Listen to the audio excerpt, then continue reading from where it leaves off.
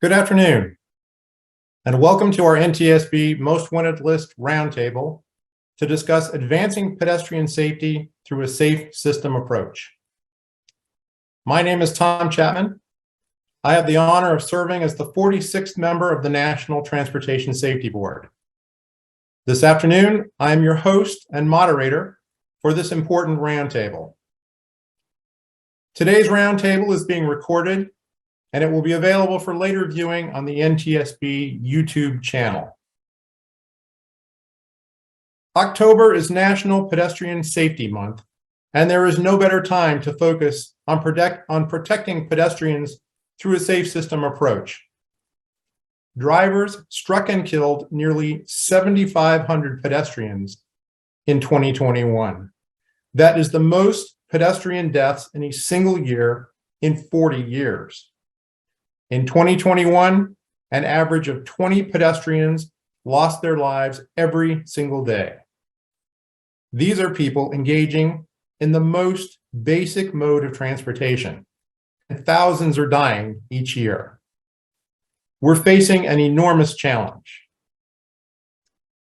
In May 2016, the NTSB hosted a forum in Washington, D.C. to begin a broader conversation about pedestrian safety. Following up on the forum, our Office of Highway Safety identified and investigated a series of 15 motor vehicle crashes involving pedestrian deaths. In 2018, based on the investigations and the forum, NTSB published a pedestrian safety special investigation report. The report included analysis of specific safety issues and made recommendations in 3 areas, including infrastructure improvements and vehicle-based improvements. These are 2 of the key topics we will discuss today. I suspect the safe system approach to traffic safety isn't a new concept to many of you. In a safe system approach, we set out to achieve 0 traffic deaths. To do that, we need to look at pedestrian safety holistically and seek to implement multiple layers of safety to better protect pedestrians. Today, we will hear from various experts and practitioners who will share their views concerning how to achieve that goal. The U.S. Department of Transportation has adopted the safe system approach as the guiding paradigm to address roadway safety, and the safe system approach is now prominently featured in the National Roadway Safety Strategy. Several states and cities have adopted the safe system approach in recent years, and we'll hear from representatives of state and local governments about their experiences. I look forward to the discussion with our panelists, and we hope you will find our conversations informative and helpful. To get us started, I've asked my senior advisor, Dr. Ivan Chung, to provide a brief presentation on the current state of pedestrian safety. Ivan is a veteran on the staff here at NTSB, and much of his work has focused on the safety of pedestrians and other vulnerable road users. Ivan?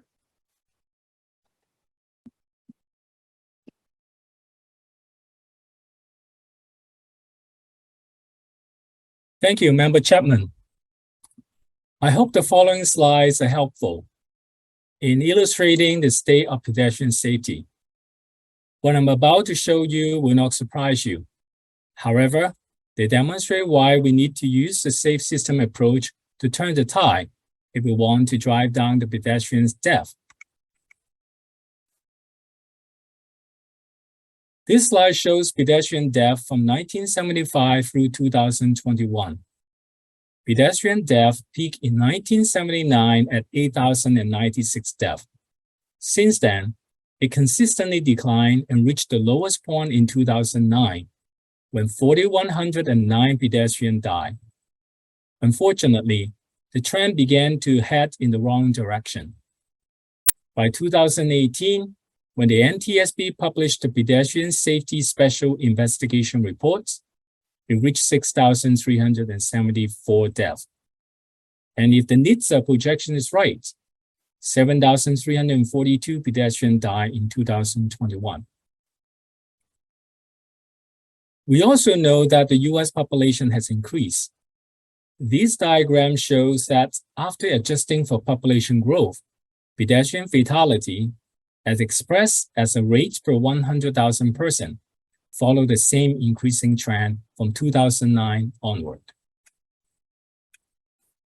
This diagram focuses on the last 15 years, from 2007 to 2021. As Member Chapman mentioned, the NTSB held the Pedestrian Safety Forum in 2016. 6,080 pedestrians died that year. By the time the report was published in 2018, pedestrian death climbed to 6,374.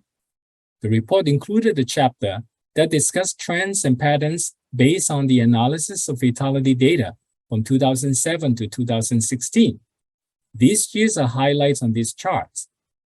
And there is an even more detailed supplemental data reports in our public docket associated with the 2018 reports. In that report, for demonstration purpose, we established that there was a statistically significant trend line for pedestrian death rates per population from 2007 through 2016. These years are indicated by the column in lighter color. Using the same trend line, we predicted how pedestrian death rates might continue to increase each year. This is shown by the red line. The darker columns for the last 5 years are actual pedestrian deaths. As you can see, from 2007 through 2020, it followed the trend we established from 2007 through 2016. In fact, the 2021 projected pedestrian death might have outpaced the existing trend. The next few slides look at some specific characteristics of pedestrian fatality that our panelists may touch upon in the discussions. First, this slide shows the time of day when the fatally injured pedestrian was struck. Pedestrians' deaths are shown on the left and all traffic deaths on the right for comparison purpose. Notice that over half of all pedestrians' deaths occur between 6 p.m. and midnight. In comparison, about 34% of all traffic deaths occur during the same 6 hours.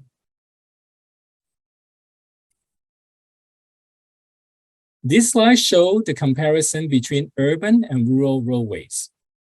For pedestrians' deaths, 80% occur in urban areas while 18% occur in rural areas. In comparison, for all traffic deaths, 55% occur in urban area and 43% in rural area. This slide focuses on pedestrian deaths only. The left pie chart shows rural areas, the right shows urban areas. The key takeaway is that in both cases, most pedestrian deaths occur on roadways classified as other principal arterials, especially in urban area.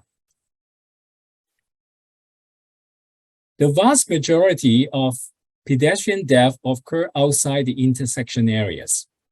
This slide shows that only 26% of urban pedestrian deaths occur at intersections, while pedestrian deaths at intersections only make up 9% of the total rural pedestrian deaths. This slide shows that most pedestrians die in dark condition.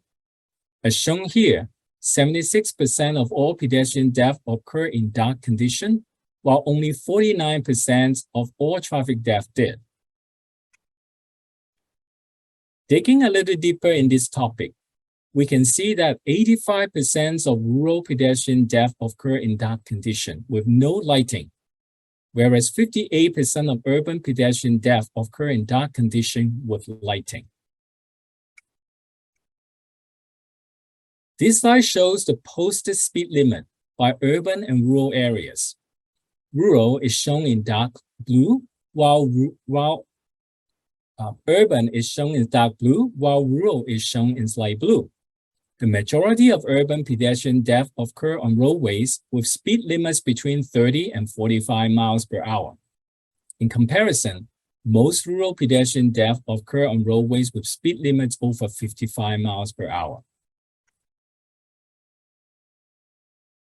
These charts show the age distributions of the fatally injured pedestrians and the driver who struck them. Pedestrians are shown in dark blue and driver in light blue. The shapes of the two distributions show that generally, fatally injured pedestrians were older than those who struck them. This table summarizes data presented in the 2016 and 2020 traffic safety facts published by NTSB. Here, the percentages were computed without other or unknown vehicle type. The vast majority of pedestrians were struck by passenger cars or large trucks. However, there might be a slight shift in terms of the composition of these vehicle types. For example, there appears to be an uptick of fatality involving SUV. It represented 21% of all vehicles in 2016 and 23% in 2020. Similarly, large trucks increased from 6% to 8% between those 2 years. This table focuses on the 2020 data.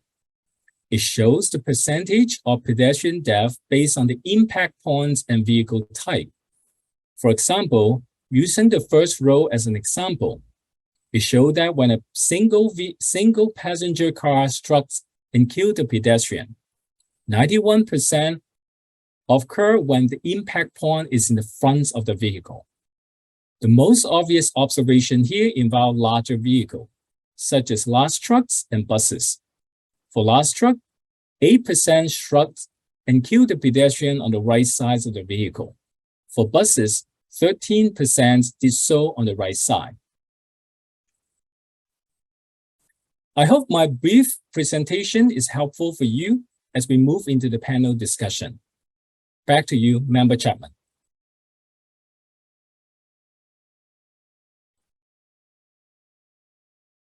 Ivan, thank you.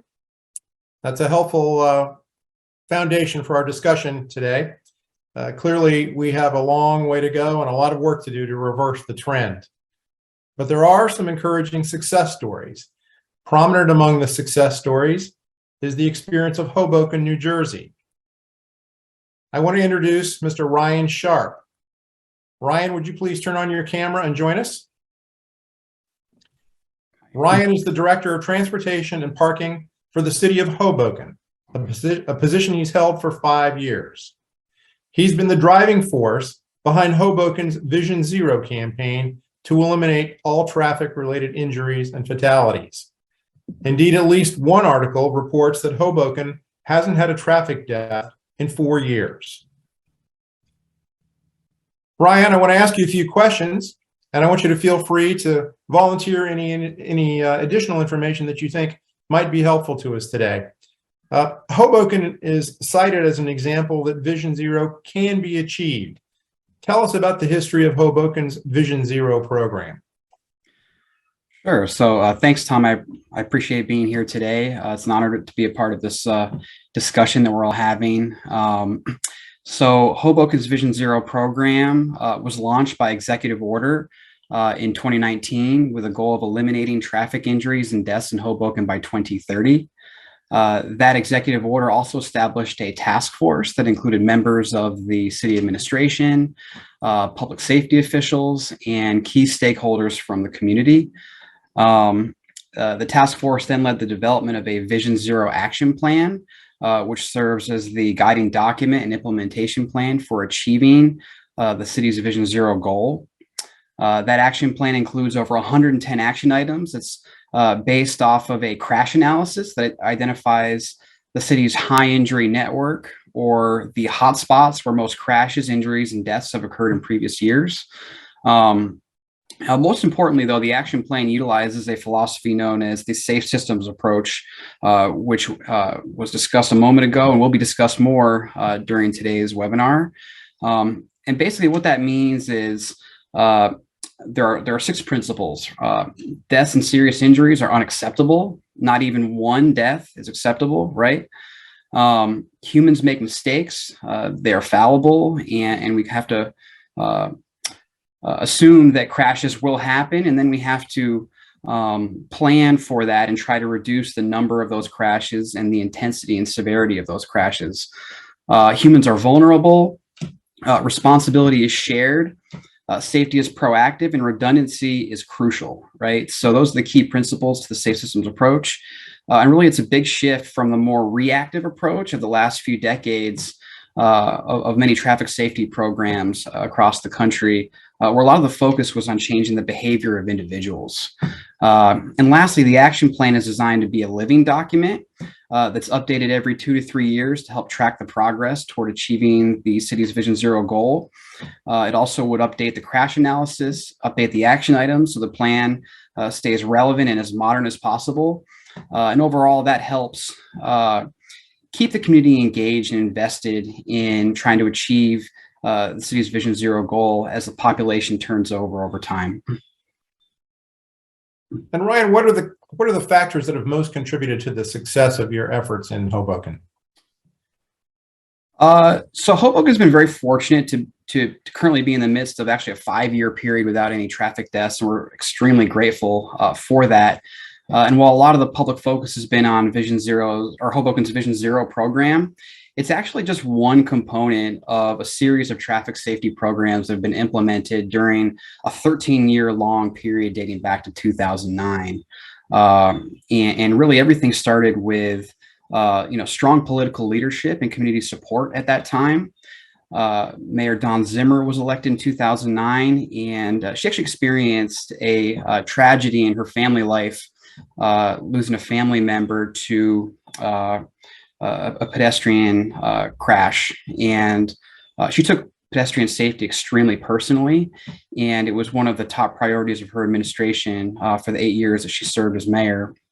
And so that led to an effort to create a bicycle and pedestrian master plan in Hoboken for the first time. And that really served as the foundation for safety improvements for the next decade. And then in terms of implementing that plan, Hoboken has used strategies that focus on pilot programs to help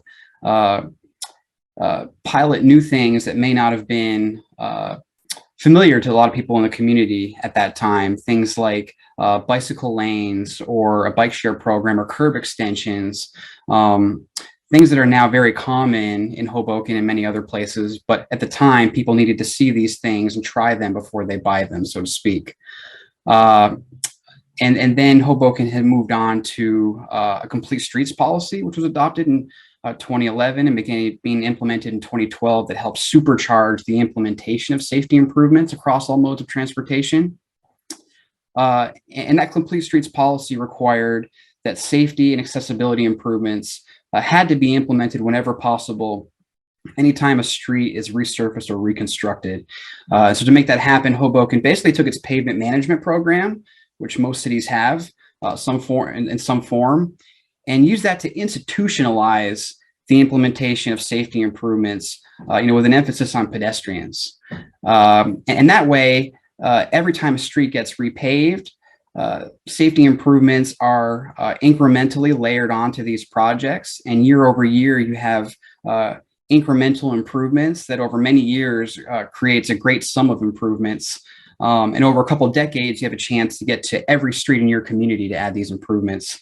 And then lastly, in 2018, Mayor Ravi Bala comes into office and continues that strong leadership on traffic safety and pedestrian safety in particular, and championed the launch of Vision Zero.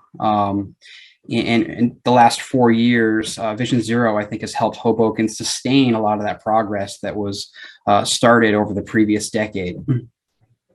Well, we commend you and the leadership in Hoboken for the outstanding efforts and for the commitment. I read recently about something called daylighting in Hoboken. Tell us about daylighting. Sure. So daylighting is basically a safety countermeasure that focuses on keeping sight lines clear at intersections with an emphasis on intersections that have crosswalks, right? Protecting pedestrians in their crossings. This is really important because intersections are where we typically have the highest conflict density. And our data shows that that's where the vast majority of collisions occur in Hoboken and probably most urbanized areas. So by keeping sight lines open at intersections, we're improving reaction time and stopping distance. We're mitigating potential conflicts and protecting the most vulnerable users of our streets, including pedestrians in the crosswalk or bike riders as they're approaching an intersection. And daylight has been a major focus of Hoboken's traffic safety programs, dating all the way back to the beginning in 2009. And there's many ways you can daylight a corner. You can use vertical delineator posts, which is a very cheap and quick way to implement daylighting. You can use painted curb extensions or concrete curb extensions, bike corrals, bike share stations, rain gardens, and so much more. But the common theme there is that you're keeping vehicles from parking too close to a crosswalk and too close to the intersection. So you solve for that micro hazard of keeping the intersection clear. What other improvements has the city implemented, and how do you decide what to install or what modifications to make? Hoboken takes a very simple approach that's very context sensitive when trying to implement safety improvements, and tries to be as surgical as possible. So, focusing on basics like improving sight lines. We just talked about daylighting, reducing crossing distances for pedestrians so they're not exposed in the street any longer than they need to be. And that happens through daylighting. It happens through curb extensions that expand the sidewalk and reduce the space that they have to cross. Also giving pedestrians a head start when crossing the street without having to battle turning traffic. And we do that through a variety of means, but most commonly through a leading pedestrian interval, which is a simple reprogramming of your traffic signal to give pedestrians a 5 to 7 second head start on the crosswalk with no conflicting movements. And dedicating spaces for people who are riding bikes or scooters by installing bike lanes, improving lighting, and recently also reducing the citywide speed limit to 20 miles per hour in Hoboken. So that's kind of the approach we've been taking. And have you received assistance from state and federal agencies in your efforts? Absolutely. In fact, the Complete Streets program that I mentioned a minute ago gets most of its funding through New Jersey's excellent municipal aid program. The state has a transportation trust fund that generates hundreds of millions of dollars a year, and a share of that funding is allocated to municipalities and counties for various transportation improvements. Most communities in New Jersey use that program for roadway preservation or pavement management.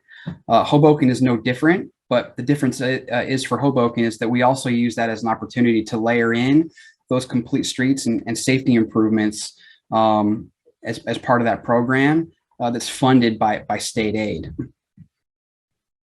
So looking ahead, what do you have to do to stay on track in Hoboken, and what challenges are you facing? I think we need to continue to implement the measures that have worked well in recent years. I think we also need to focus on being proactive as possible, trying to anticipate where future hazards may be or address safety concerns that we may not have gotten to yet, and not being reactive and waiting for the crash data to come in to tell us to solve that problem. And then lastly, maybe most importantly, keeping the community invested and engaged. That'll be critical to maintaining the success that we've had and sustaining, hopefully, a long-term period of time with no traffic deaths in Hoboken. Well, Ryan, thank you for sharing your experience. We congratulate you and your colleagues and leaders in Hoboken for your progress in keeping road users safe, and particularly pedestrians. And please keep up the good work and keep us posted on your efforts. Thanks, Tom. I appreciate it. As we continue this afternoon, we're dividing the remaining time into 3 panels. In the interest of time, I'll only provide a basic introduction of each of our individual panelists. On our website, however, you will find the full biographical information for each panelist. I encourage you to take a look. We've also encouraged our panelists to post additional resources on our Roundtable website. These materials will supplement our discussion and should be useful. I now invite our first group of panelists to join us.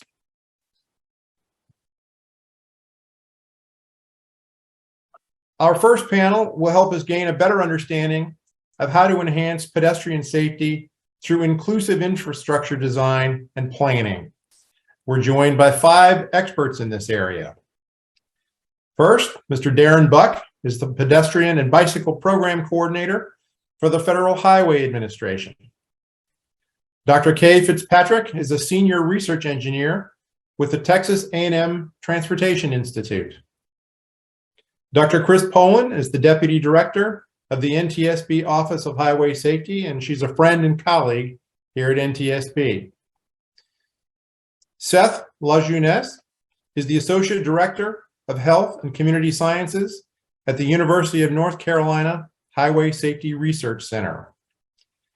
Jamie Sullivan is the Director of the National Center for Rural Road Safety and a Senior Research Engineer at the Western Transportation Institute at Montana State University.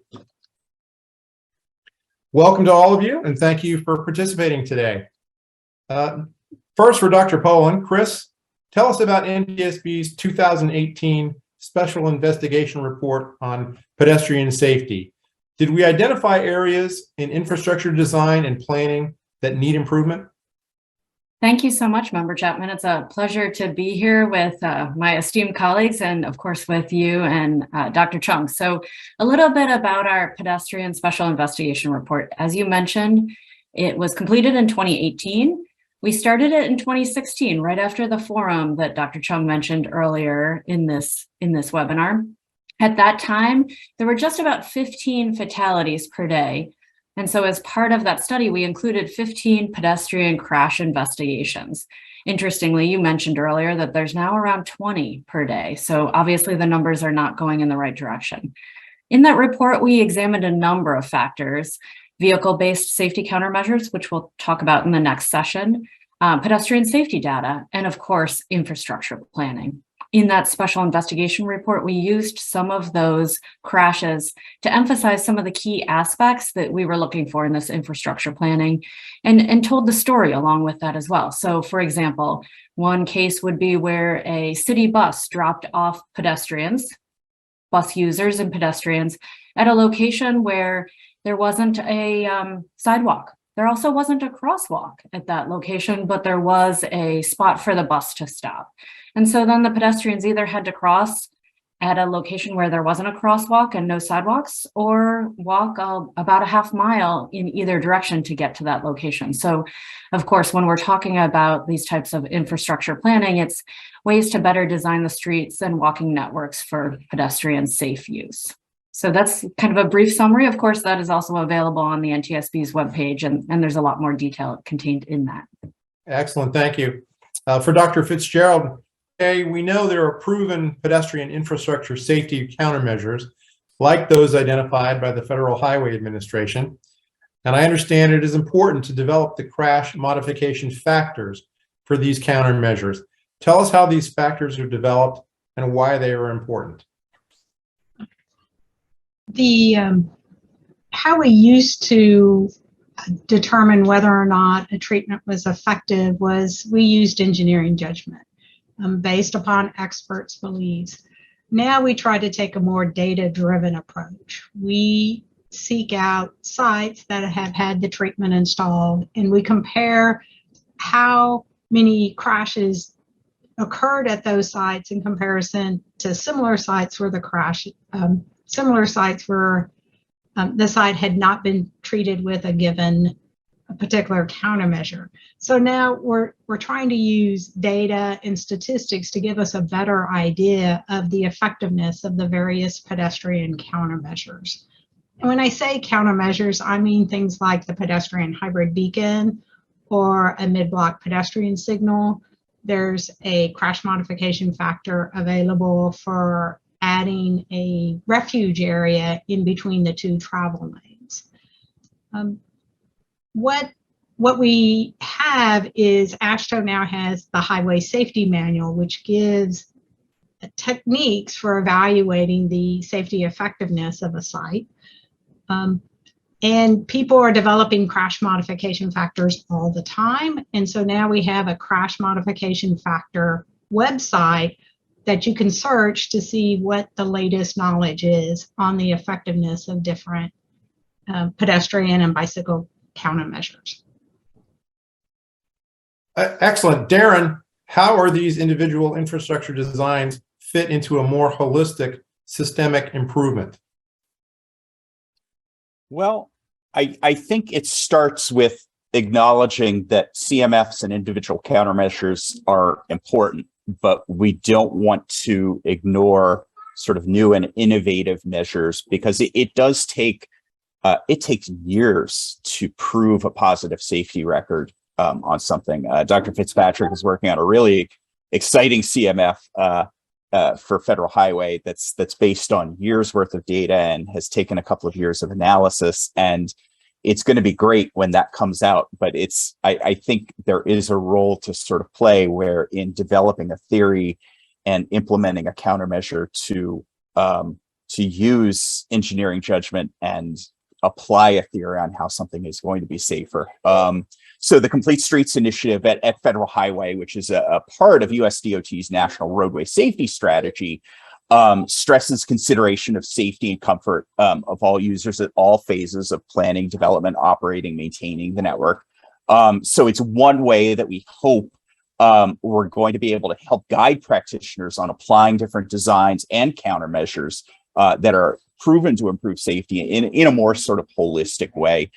Previously, we've devoted a lot of guidance to trying to sort of help guide people through applying those countermeasures as well. Things like our Office of Safety's Safe Transportation for Every Pedestrian initiative, the famous PedSafe guide that applies a lot of different countermeasures in different contexts. And Complete Streets, we do look towards sort of getting more into holistic design and sort of defining how a safe roadway looks. And are you finding that state and local officials are able to make reasonable choices from such a diverse set of countermeasures? You know, I think you'd have to sort of ask them where they have all sorts of competing needs. I think you'd find a lot of different communities, a lot of different states, depending on their context, are looking to apply countermeasures and looking to apply safe design. And they also have to consider sort of a lot of competing initiatives. We issued something called the Complete Streets Report to Congress late last year, and we highlighted sort of a need to elevate the primacy of safety within that consideration set that a public-facing agency really has to consider in deploying a complete streets model nationally. We got a lot into sort of the cultural reasons, the policy reasons, the institutional reasons why safety becomes sort of part of a lot of different competing needs, and describe some different ways that we hope to elevate the role of safety in that consideration set. And is there sufficient data available or appropriate data available to help state and local officials identify the areas of need and the appropriate countermeasures to improve safety? So I think data is, it's consistently coming up as a really great need in all of this. Hoboken provided us a great positive example. They ID'd countermeasures that would address known risks that they were seeing and came up with a great implementation plan to ensure that improvements would be seen systemically rather than just one spot or a corridor. But that was another thing we highlighted in that report to Congress, and is something that isn't news to NTSB, who highlighted the lack of data for both walking and bicycling in their research reports on those subjects. It's critically important to know not only accurate crash data, but knowing where people are walking, bicycling, and rolling, not just because it's good safety practice to know what our exposure is and be able to estimate exposure, but we're trying to grow participation in these modes at the same time that we're trying to reduce the number of fatalities and serious injuries. So our newest USDOT strategic plan includes a goal to grow mode share in sustainable transportation modes from 4 to 6% by 2026. So a reduction in pedestrian fatalities is obviously a positive and a progress. But if that came as a result of a reduction in walking, we would not consider that a success. Right. Thank you, Darren. I want to turn to Seth and Jamie. I'd ask each of you to weigh in on this next question. There's no one size fits all solution. In fact, pedestrian safety is a very diverse issue. How can we make sure that the needs of all pedestrians, including youth and the disabled, in both rural and urban areas, how can we make sure that we're addressing the needs in the selection and implementation of improvements? I don't know, Jamie, if you want to go first or myself. Go ahead, Seth. Thank you. Thank you for the great question, Tom. There's so much to consider around children. I can speak to that in particular, maybe touch upon people with disabilities. But I think, quite honestly, it's pretty apparent that we really do need to focus and center young people into the discussion around pedestrian safety. For one, their autonomy is a very basic kind of human need, and being able to navigate independently and freely through communities is actually something that is very good and positive for development. And that's only possible if it's made safe for people. They also, when you think about the changes we're going to be making with pedestrian safety, whether or not it's in raising crossings, improving sight lines at intersections, like we had heard from Hoboken, they're going to have to live with these changes the longest, right? And then we think about youth, the uniqueness of them. They're smaller in stature on average. That has implications for the vehicle height and weight when we think about that. Kids that are younger than 6 years old have really a lot of trouble echolocating the direction of traffic. So we really have to think about, the users in the space. Like, we have sight lines, but we also have sort of hearing abilities to understand where traffic might be coming from. Is there a car behind me? Is there a car coming around the bend? Being mindful of basically managing speeds in areas where we know children are going to be crossing, even walking along the roadway. They struggle to judge adequate gaps in traffic. If you think about the complexities of that for the human cognition, it requires a lot of attention switching, really understanding what is the most salient part of the situation, right? So how fast is the car coming? Do I have time to cross safely? And concentrating on that. Children are easily distracted. So if they have to concentrate on something, like there's multiple lanes of traffic, then that becomes an issue, especially for the younger. Just looking up some of the stats around here too, we know that about 1 out of 5 of the child pedestrian fatalities, there's a hit and run element of this. So this is a sort of a cultural problem, not only an infrastructural problem. So there's just many ways and many reasons if we focus on the needs of younger people, we're going to benefit not only them, their specific needs by slowing traffic down, making it easier to cross and understand where traffic is coming from, but also benefit so many others as well. I would extend that probably to people with disabilities, but I do want to give Jamie some time to weigh in here. Jamie, all yours. Thank you so much. And I agree, this isn't a one-size-fits-all type of solution, and pedestrian safety is very diverse. When we consider the rural areas, we know that there's a lack of pedestrian facilities that tend to exist in rural areas, larger distances for network connectivity. And as our very first speaker talked about, there's a much higher speeds for pedestrian crashes in rural areas. So it's important that we're considering the safety and protecting those vulnerable users in rural areas. And we do this through using the FHWA proven safety countermeasures. There's a few that are very applicable to rural areas, such as the pedestrian hybrid beacons, the rectangular rapid flashing beacons, and even roundabouts. And it's something that we've been focusing on at the National Center for Rural Road Safety. And we've done recently a webinar on complete streets for rural areas and also on rural roundabouts and how those can be put into place. And there's also a fantastic resource on pedestrians in rural resources called the Small Towns and Rural Multimodal Networks Guide that explains how we can consider some of these pedestrian safety issues in rural areas where we have different unique characteristics. Thanks, Jamie. Chris and Darren, I want to invite you to weigh in on this. Chris, what's the NTSB perspective on this? Well, of course, I mean, we're looking at both the rural and the urban. I like how Seth brought out some of the aspects of focusing on children, and how if we can answer some of the challenges with children, then we can answer some of the challenges with others as well. We'll get into it a little bit more in the next panel, but some of our crashes, we're looking at pedestrians who are loading onto school buses. So that's a really interesting topic for us, because, you know, it's a regularly scheduled route, and yet we're seeing that those pedestrians are often hit even with a school bus with flashing lights and other challenges there. So again, looking at the infrastructure, but also the environment, and then how we're operating these in this case in these vehicles. Should the students be crossing high-speed roadways, high-speed rural roadways, or should the route be changed?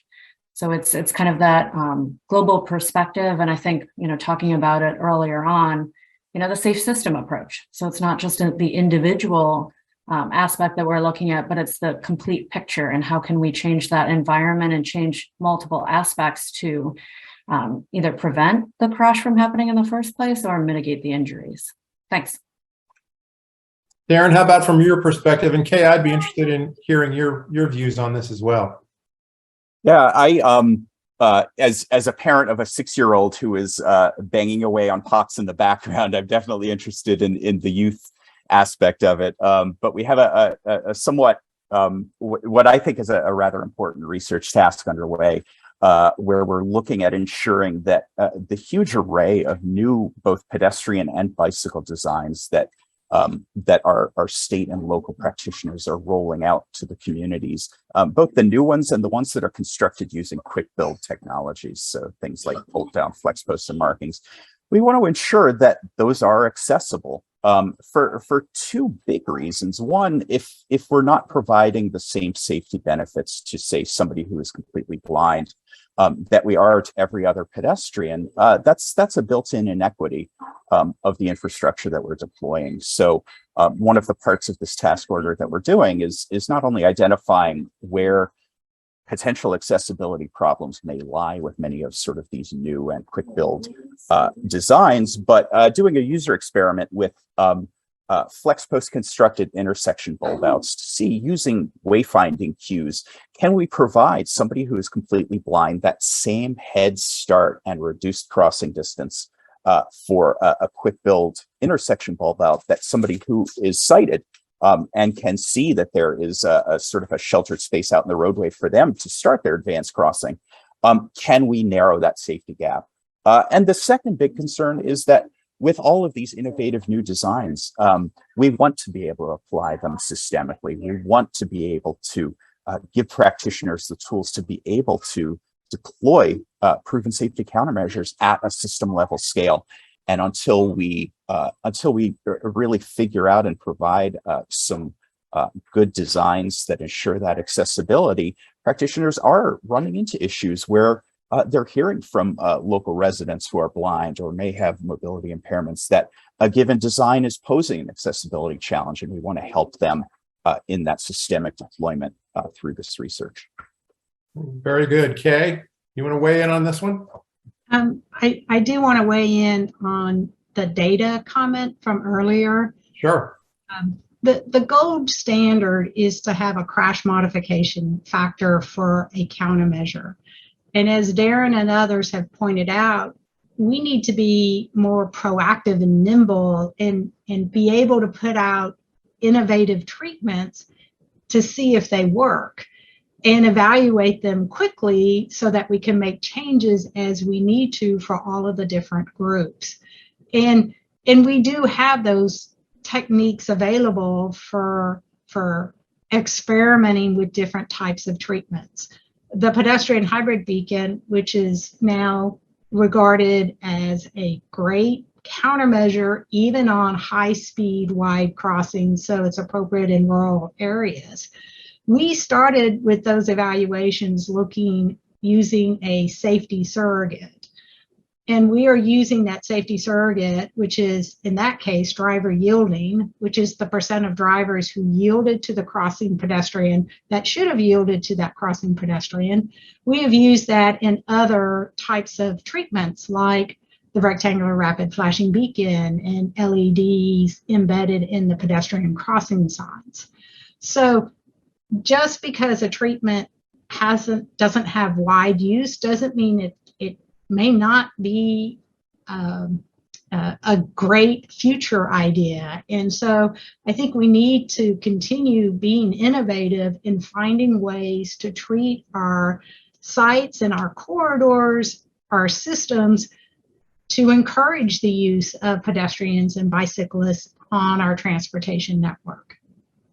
Well, and you make a good point too. I mean, technology is advancing so rapidly, and I mean, even ideas that are not, terribly high tech, just interesting designs, interesting new uses of technology, and things are coming along every day. And so we need to keep an open mind about these things. Seth, can I ask you to tell us about Vision Zero for youth? Sure thing, Tom. Yeah, my colleague Nancy Pullen-Sufert started this with a lot of support from the FIA Foundation. It was built upon this recognition that we had, sort of operating the National Center for Safe Routes to School for so many years, that to really galvanize community interest and engagement with safety, if we could both involve youth and also have a focus on youth that seemed to really motivate people to be involved. And these are people that not necessarily were in transportation, but were sort of brought into the fold because it affected kids, their families, but also maybe their neighbors and their kids, friends, things like that. So it's born from this idea that if we can really create environments that are friendly for youth, that are safe, comfortable, and also even joyful in some circumstances for youth, then we can galvanize a lot of the support around Vision Zero, beginning there. So something Kristen said around waiting at the bus stop. We've actually seen this happen in a lot of places where children are waiting at a bus stop and they've been struck by a driver, gravely injured, sometimes killed. And that often can be a harrowing as it is, a catalyst for community action. Again, an interest, because we talk about this malaise generally, right, around traffic fatalities.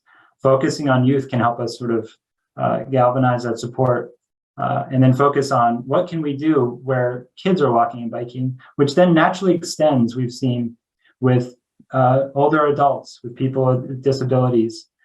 You start really serving one group of people, then you end up benefiting larger swaths of the population. Yeah, thank you. Thanks very much. Anybody else want to offer any thoughts on that? I'll offer a couple of more thoughts. Sure. I think there's two directions that I feel research needs to expand upon.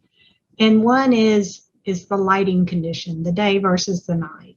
The data clearly shows we have a huge problem at nighttime in dark conditions. The solution isn't that we light 100% of our roads, right? That's just beyond what we can do. But I think we need to continue to look at innovative treatments that can help deal with this nighttime problem. The other problem that I feel we've identified before, and it constantly is a struggle, is the magnitude of the speed. As simple physics, as the crash occurs at a higher speed, the survivability is less. And so what we can do to manage speeds on our facility continues to be a challenge. Well, and unfortunately, the trend is going the wrong direction with respect to speed too, as we've seen in the data from the last couple of years. And I agree with my apologies. I agree no, with go ahead. I agree with you on certain roadways, we are seeing that trend, but we're also seeing some creative, I feel creative solutions in applying citywide speed limits. And Hoboken talked about setting all of their city streets at 20 miles per hour.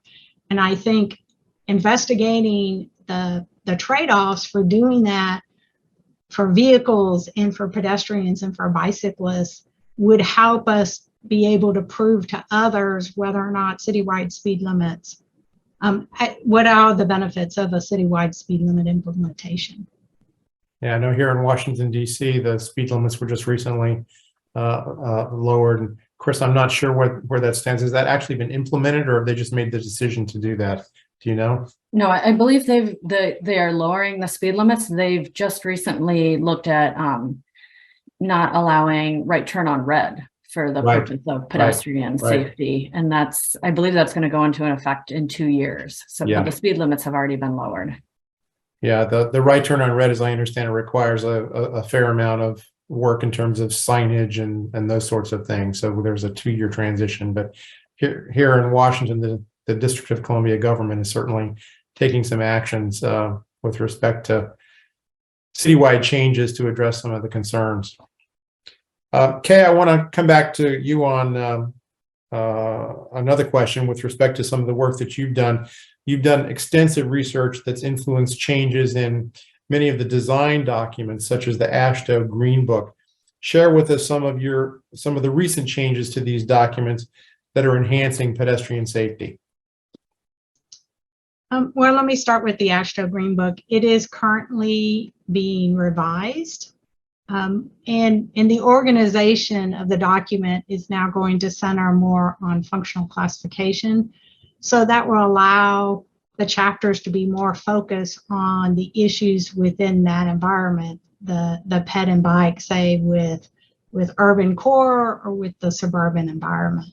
So the Green Book, those that are responsible for it are reacting more to this need to be more focus on ped and bike related issues.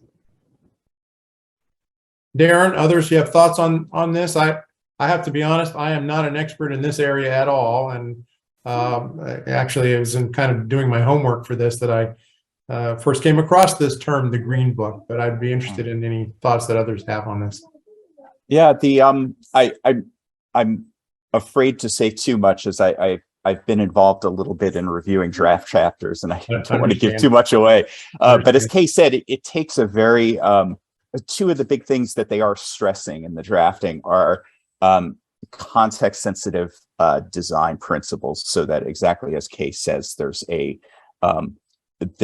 sort of design approaches that are tailored for the environment where the designer is operating, so that in that urban or that urbanized area, there's a focus on tailoring design to match a target speed, so that exactly what Kay described earlier, so that speed on a signalized arterial, for example, is not at a speed where there is a crash involving a pedestrian that it's necessarily going to be severe or fatal.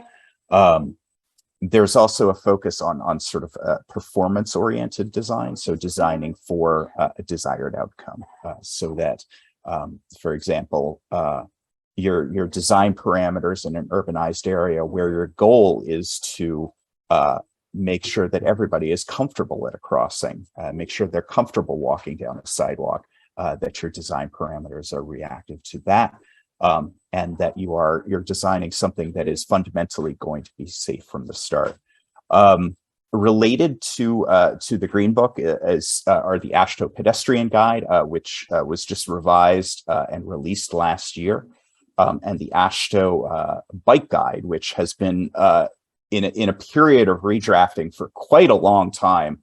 And I am involved in the drafting process for that. That has gone through a very, very rigorous drafting and review process, and is hopefully nearing a state of completion there. That is going to be, at least on the bicycle side, is going to be a pretty radical remake of what the existing bicycle guidance says, and is going to take, it's going to be sort of I think a little bit of a telegraphing or preview of what one might expect in the Green Book in terms of considering users, considering their true needs, and giving sort of parameters for design, for designers and planners to be able to go forward and design to a context that's appropriate for them, rather than simply sort of taking some one size fits all and trying to adapt what you need to do to what the guide may say you are supposed to do. Now, I don't want to put you in a bad spot here, but is it appropriate for you to share any specific examples? Oh gosh. If not, we understand. I honestly, I couldn't think of one off the top of my head, but yeah, I think just generally that hopefully the headline that we take away and that hopefully the guide delivers on is delivering design guidance that is sensitive to the context in which the agency is practicing and delivering a system for users. And I feel in the design community, we are talking a lot more about context, the context of the roadway, to have the features on the roadway be in harmony with the intended context. An example is if you have a residential street that has 4 lanes, that's really wide, and that communicates to the driver fast. And so for residential streets, we don't need 4 lanes. We should reallocate that space to bike lanes or parking lanes, or put in a refuge island, so that what the drivers see is in agreement with what we intend for the operating speed. So words like context and target speed, these are terms that hadn't been used previously, that are now more of our vocabulary. And what's the trend in terms of that sort of thinking? How recent is that?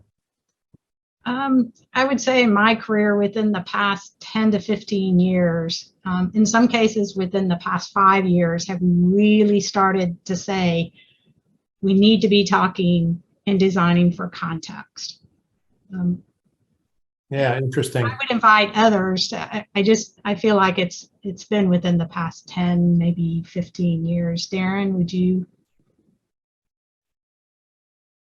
Boy, so I've come into this industry from sort of a different perspective. I was really specialized on walking and bicycling, and the evolution that I've seen is increasingly where walking and bicycling were kind of sort of a subset, and we're off sort of to the side, where accessory uses were alternatives, and now what I think increasingly we're seeing is that the safety and the perception of safety for people walking and for people bicycling, it is increasingly something that is being mainstreamed. It's a mainstream consideration within the design process, and that frankly, I see it expanding beyond context. One thinks of walking and bicycling as a predominantly city or urbanized area concern, but as you heard from Jamie earlier, these are very much concerns in rural areas where connectivity is a huge concern. Rural small towns particularly can have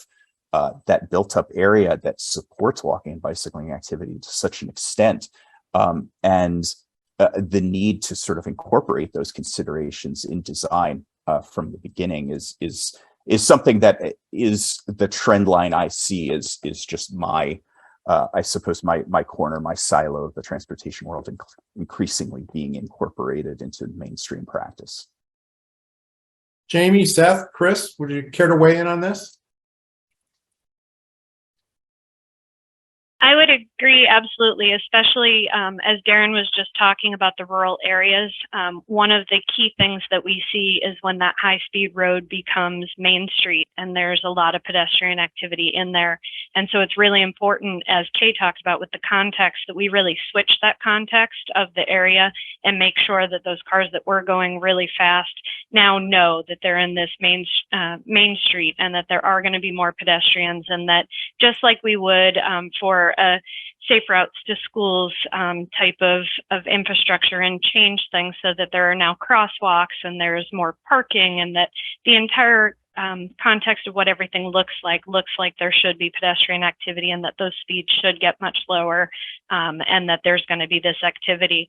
One other thing I wanted to circle back on too, when we were talking about it being a diverse issue for pedestrians as well, as I want to remind everyone to consider your partners when you're talking about pedestrian safety as well, and making sure that we're bringing in our tribal partners as we're talking about this, because tribes are overrepresented in pedestrian crashes.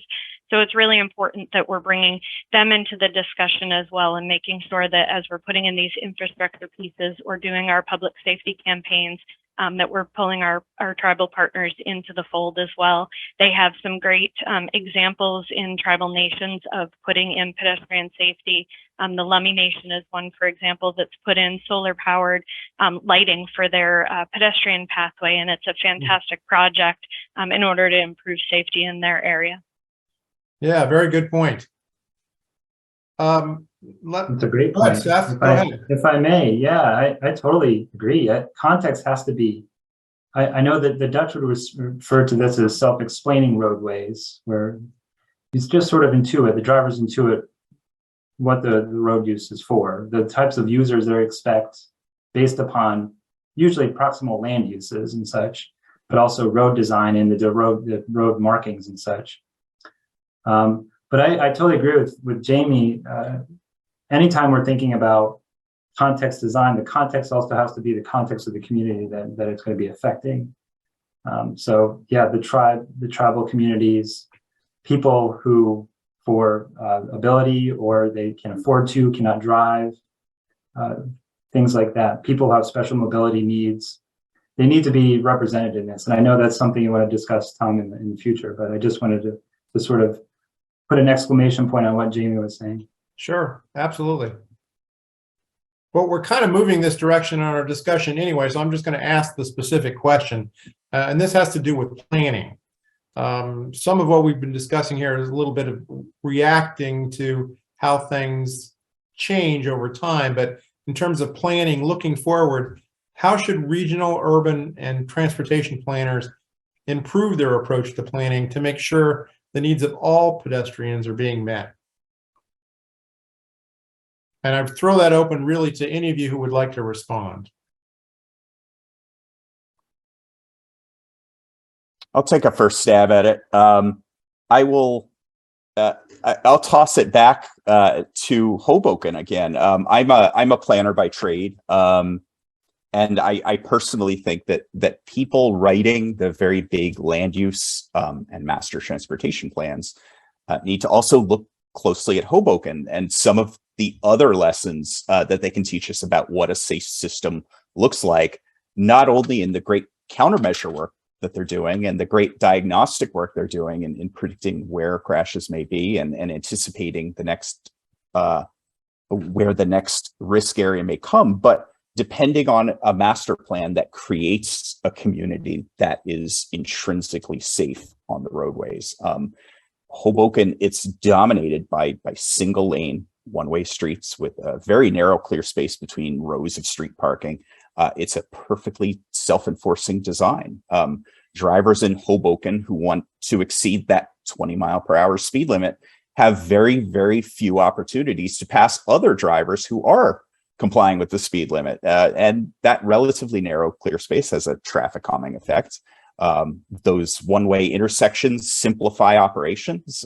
They eliminate the very dangerous permissive left turn pedestrian involved crashes. And they also have a very compact and consistent grid, which means no one is ever more than 100 or 200 feet from an intersection. And only 22%, I think, of residents drove alone to work before the pandemic. And you compare those street network traits with the ones that usually end up in the master plans that we build our communities around, and compare it with the traits that I hope Bob Schneider describes in a later session from his groundbreaking paper with Rebecca Sanders and Frank Prue on the traits that are held in common by the deadliest corridors nationally. And you sort of have to ask, how often do we in transportation circles identify these intrinsic traits as fundamental contributors to a safe system versus write them off as good bones or good land use context? And how often does planning a safe system come up as a big cornerstone part of a big land use or master transportation network plan? So Good points, Ryan. I see you've rejoined us here. Please feel free to weigh in. Sure. Thanks, Darren. You really laid out the context of Hoboken really well for everyone who's participating right now. I think bigger picture, this has been discussed a little bit over the last half an hour or so, but a lot of times when we're looking to make a big safety improvement, somebody will say, or there will be pressure to do a traffic study, right? And that's kind of code for we're willing to consider safety improvements here as long as it doesn't impact level of service too much, right? And once you go down that direction, you're basically using metrics that are not going to take into account safe systems and certainly pedestrian safety anywhere near to the degree that you're going to take into the account level of service for vehicles, right? And so as practitioners, I think that we have to find a way to kind of shift the paradigm a little bit, so it doesn't always default to a traffic study that doesn't give pedestrians or bicyclists or transit users their fair opportunity to be considered within that study, right? Or they're an alternative, as Darren mentioned, to that study. And so, in Hoboken, for example, it's been difficult, but for our streets that don't look like the ones that Darren mentioned, the classic, two-way streets that have sometimes, one or more lanes of traffic, more conflict density at intersections, and those permissive left turns, we've had to kind of deviate from level of service a little bit so that isn't the only factor. And that takes a lot of time and a lot of, incremental support from the community, building these other improvements over time so that people begin to demand that safe systems like components are a part of the process when you're doing those traffic studies.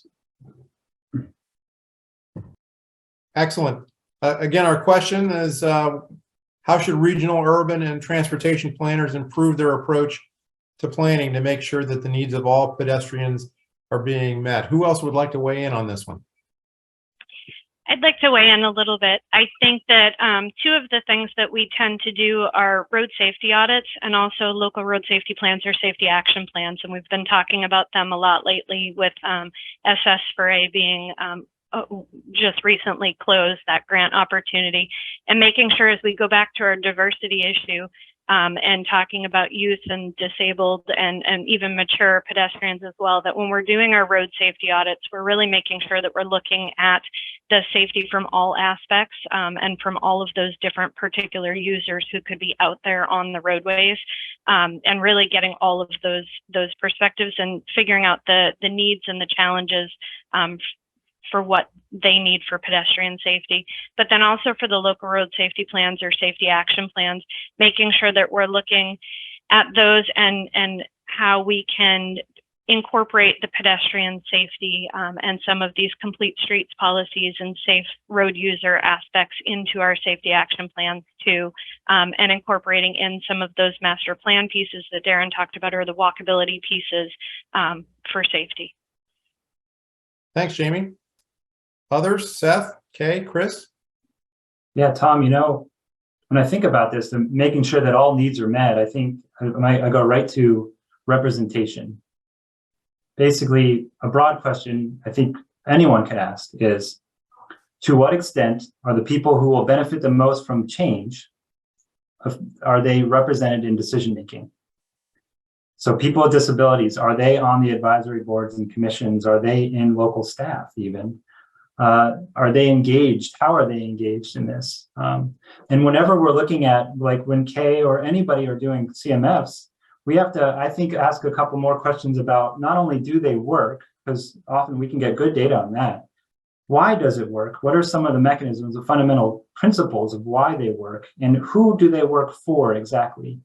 Who do they benefit most? Who do they maybe not benefit so much? Also, planners love to do like scenario planning, just based upon different futures that they can kind of think about. One of the probably better ones for this would be backcasting, or basically starting with the end, and then working with that diverse coalition of people who are representing those who benefit the most to start visioning the future. How do we get there? Also dealing with uncertainty, though, have contingencies in place for the uncertainty, because things are changing so rapidly, right? We have to have some safeguards in place. But really, it does, Tom. It goes right back to who is at the decision-making table. A very good point. Kay or Chris, your chance to weigh in here.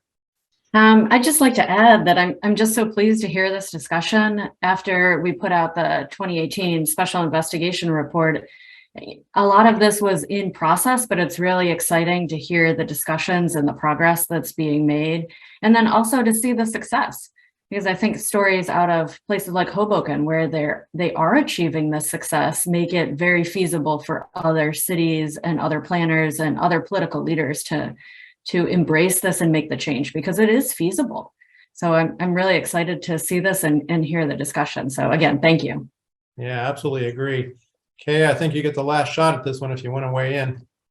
I just want to again mention context, that we are learning that there are certain countermeasures are more effective depending upon the context.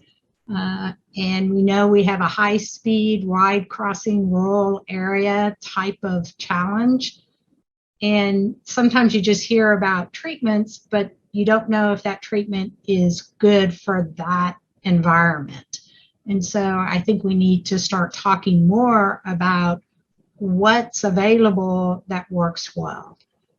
One of the items that I come back to is sidewalks.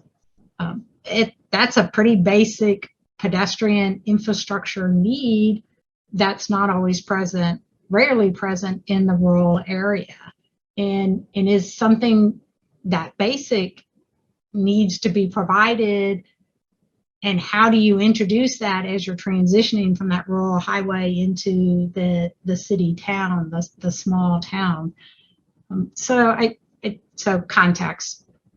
Yeah, absolutely. And with respect to sidewalks, for example, I live in a pretty heavily urban area here, and I'm surprised sometimes at the neighborhoods that don't have sidewalks, which seems pretty basic.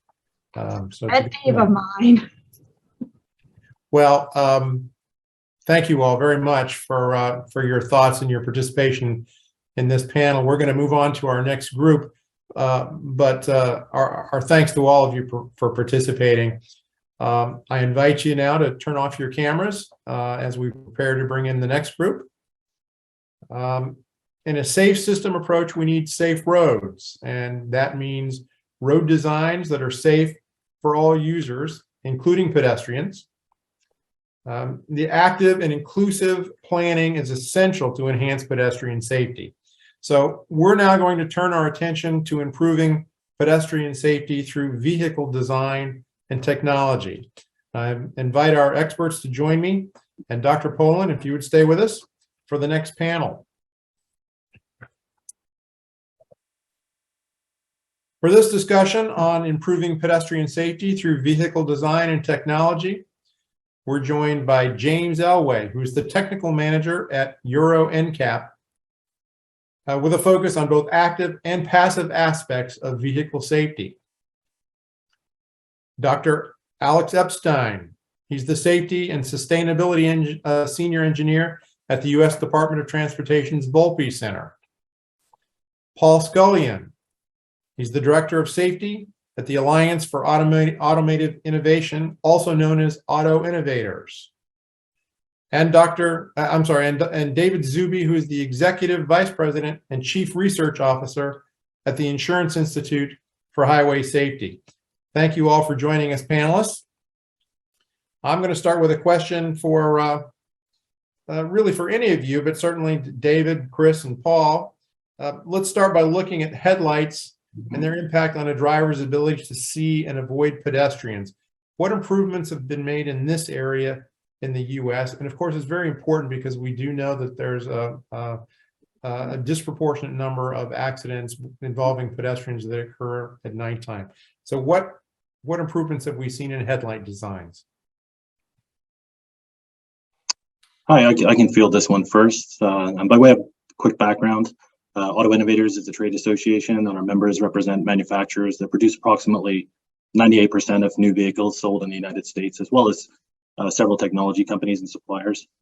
And collectively, we're advocating for policies to support a cleaner, safer, and smarter transportation future. And as we heard at the outset of today's event, nighttime visibility is obviously a really important issue, particularly given the number of crashes and fatalities that occur in low light conditions.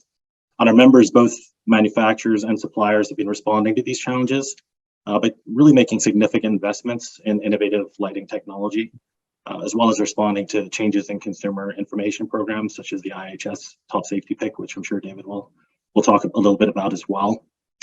And we're hopeful of seeing some of these technologies that are being deployed in other parts of the world, making their way into the United States, particularly as the regulatory requirements are updated to allow for more innovation. For example, we have adaptive driving beam headlights that work by dynamically shifting the areas where high beam and low light is projected in front of the vehicle to really illuminate the outer edges of the road without glare being provided to the drivers that are also sharing the road. We're encouraged that the agency NHTSA took action to begin allowing for these because they were previously prohibited by prior regulations. However, there are a number of issues that still exist, and we're hopeful we can prioritize those and avoid future deployment. But assuming these are resolved, we think there are tremendous opportunities for these lighting technologies in the U.S. Great, David. Chris, you want to offer some thoughts? So I was going to just mention that, Paul indicated that there have been a lot of lighting innovations in the automotive space. And when we've studied the implementation of some of those, we always find a benefit with respect to a reduction in crashes as reported to our member companies, the insurers. That eventually led us to want to evaluate headlights, because one of the things that we learned in looking into this was, although there's been innovation in the lighting space, the benefits of those lighting innovations to some extent have been constrained by federal regulations. And even within the federal regulations, we found that there is a huge range in the way the light is being projected onto the road to the benefit of the driver. So we've been rating headlights on a scale of poor marginal acceptable goods since 2016. And initially, there were very few good or acceptable rated headlights. Today, that situation is completely reversed, with well over half of the vehicles that we've rated recently earning a good or acceptable rating. We're able to go back and look at the extent to which these improvements that automakers have made in response to the consumer information testing have yielded, and we find that cars that have good rated headlights have a 19% lower nighttime crash rate than vehicles that earned a poor rating for their headlights. And we see an even bigger reduction for nighttime pedestrian crashes. So we see nighttime pedestrian crashes reduced by about a quarter for vehicles that have good rated headlights in our evaluation compared to those rated poor. So I think the adaptive driving beam that Paul Scullion mentioned is also got good potential. It's not in the U.S. marketplace yet, but hopefully we'll see it soon and yield even more benefits for pedestrians. And David, would you elaborate on your comments regarding the impact of federal regulations? Yeah, so although the federal regulation has been updated number of times since its inception, for instance, to allow light sources that are different from the sealed beam headlights that we all used to know from the 70s and early 80s. The light output standards, for the most part, have not changed. And those light output standards put a premium on reducing glare for other drivers, and thereby limiting to some extent the amount of light that is available for drivers to see things on the road better. And that's one of the things that adaptive driving beam helps with really well, because it essentially allows the use of the high beams, and even better than high beams if there weren't these limitations, for all driving situations, while at the same time creating shadows around the other drivers so that they don't experience the glare that they might otherwise experience. And it does so, essentially it does so in a reactive way without the, as I understand it, without the driver having to intervene or take action. Is that correct? Absolutely. There's the sensors looking out for other drivers, and based on that information, adaptive driving beams adjust where they're putting the light. Yeah, I'm an old guy. I grew up driving a '63 Chevy pickup with the the button on the floor that you had to turn on your brights. So I don't think anybody knows about that anymore. But Chris, you have any thoughts on this one? Yeah, Tom, thanks. Just to add to this, it seems like we're talking about this kind of advanced technologies, but like the lighting system seems so basic. So if we can see farther without, of course, blinding our oncoming traffic, we have a greater time to react to whatever that hazard is. So obviously, as David was just talking about, there's a lower crash risk overall. So whatever you're going to potentially impact, whether it's pedestrians or other vulnerable road users or other cars, or be it animal strikes. If you can see them earlier, you obviously have more time to react and potentially lower your speed or evade a crash altogether. And I guess I have a unique perspective because I have 2 teenage drivers. So it's interesting to teach them on a vehicle that has adaptive headlights to see the benefit for them when we're doing nighttime driving, than to how much farther they can see ahead, and maybe even recognizing that they have that additional reaction time. And then, for older drivers, as I get older and my eyesight decreases and maybe it's raining or whatever the weather conditions are, to be able to see farther is just so valuable. So I'm really excited. This was something that we also talked about in the 2018 special investigation report. So we're excited to see some of the new work coming out of IHS, and then of course all of the advanced technologies that Paul was talking about that we're seeing on more and more vehicles. So very excited to see these advancements, and looking forward to even more. And I can neither confirm nor deny that eyesight becomes an issue as you get older. Alex or James, would you care to offer thoughts on this one? Yeah, thank you, Tom. I can, I suppose, add a little bit of a perspective from the European side, in that there'll only be so much you can do with the lighting, only so bright you can make it before you start blinding or dazzling other people, and the matrix headlights that can adapt and detect oncoming traffic, they're a really great advancement. What we've seen recently, I think with let's say the latest generation of headlights, is a lot of users are basically now saying that, and there's been some studies in the UK saying that headlights are getting so much brighter, people are already being dazzled. So I think what I'm saying is there'll be a limit to how much brighter we can make these headlights realistically without causing problems. What that means is then we need to start looking at other areas, particularly for the nighttime. I think even in the previous session, we've already highlighted issues with the nighttime pedestrian protection. And there are other technologies that can try to address that, and that's things like AEB systems that work at night, and moving into those sorts of technologies that will also help not just help the drivers see, but if they don't see a pedestrian in the road or another vulnerable road user, then there's another system there to back you up, really. Right. Again, the idea of layers and redundancy. Yeah. Our safe system approach. Mhm. Alex, do you want to weigh in? I'll add a bit more on an even simpler countermeasure in a moment, probably, but I'm also thinking about the interaction of nighttime illumination and reliance on mirrors for seeing what's in front of you, for example, on school buses.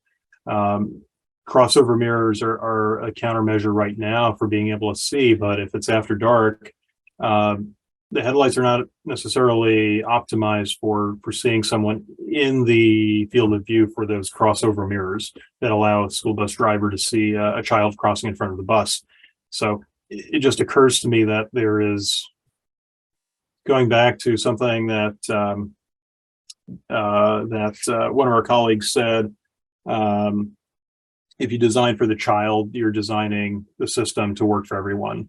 And I think nighttime visibility is going to come into play when, especially, you're relying on additional devices such as mirrors or cameras to see other vulnerable road users surrounding the vehicle.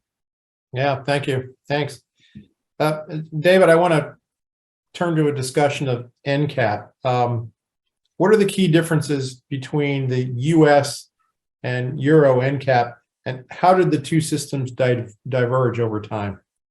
Yeah, so for those who are watching that don't know what NCAP means, it is a new car assessment program, and it was an idea that was first devised by NHTSA in the US DOT. The idea was to try to provide information to consumers about the differences in safety that were afforded by different models of vehicle in order to create market forces that would drive for safer vehicles beyond what is required of them by regulation. US NCAP began in 1979 and has always been a government program. It's run out of NHTSA, and while I don't think NCAP is required to follow the same rules as the rulemaking process, at least in the last 30 years, NHTSA has sort of followed the rulemaking process in making changes to NCAP, which makes it less flexible, less quick to change to occurring, innovation than, for instance, the Euro NCAP model.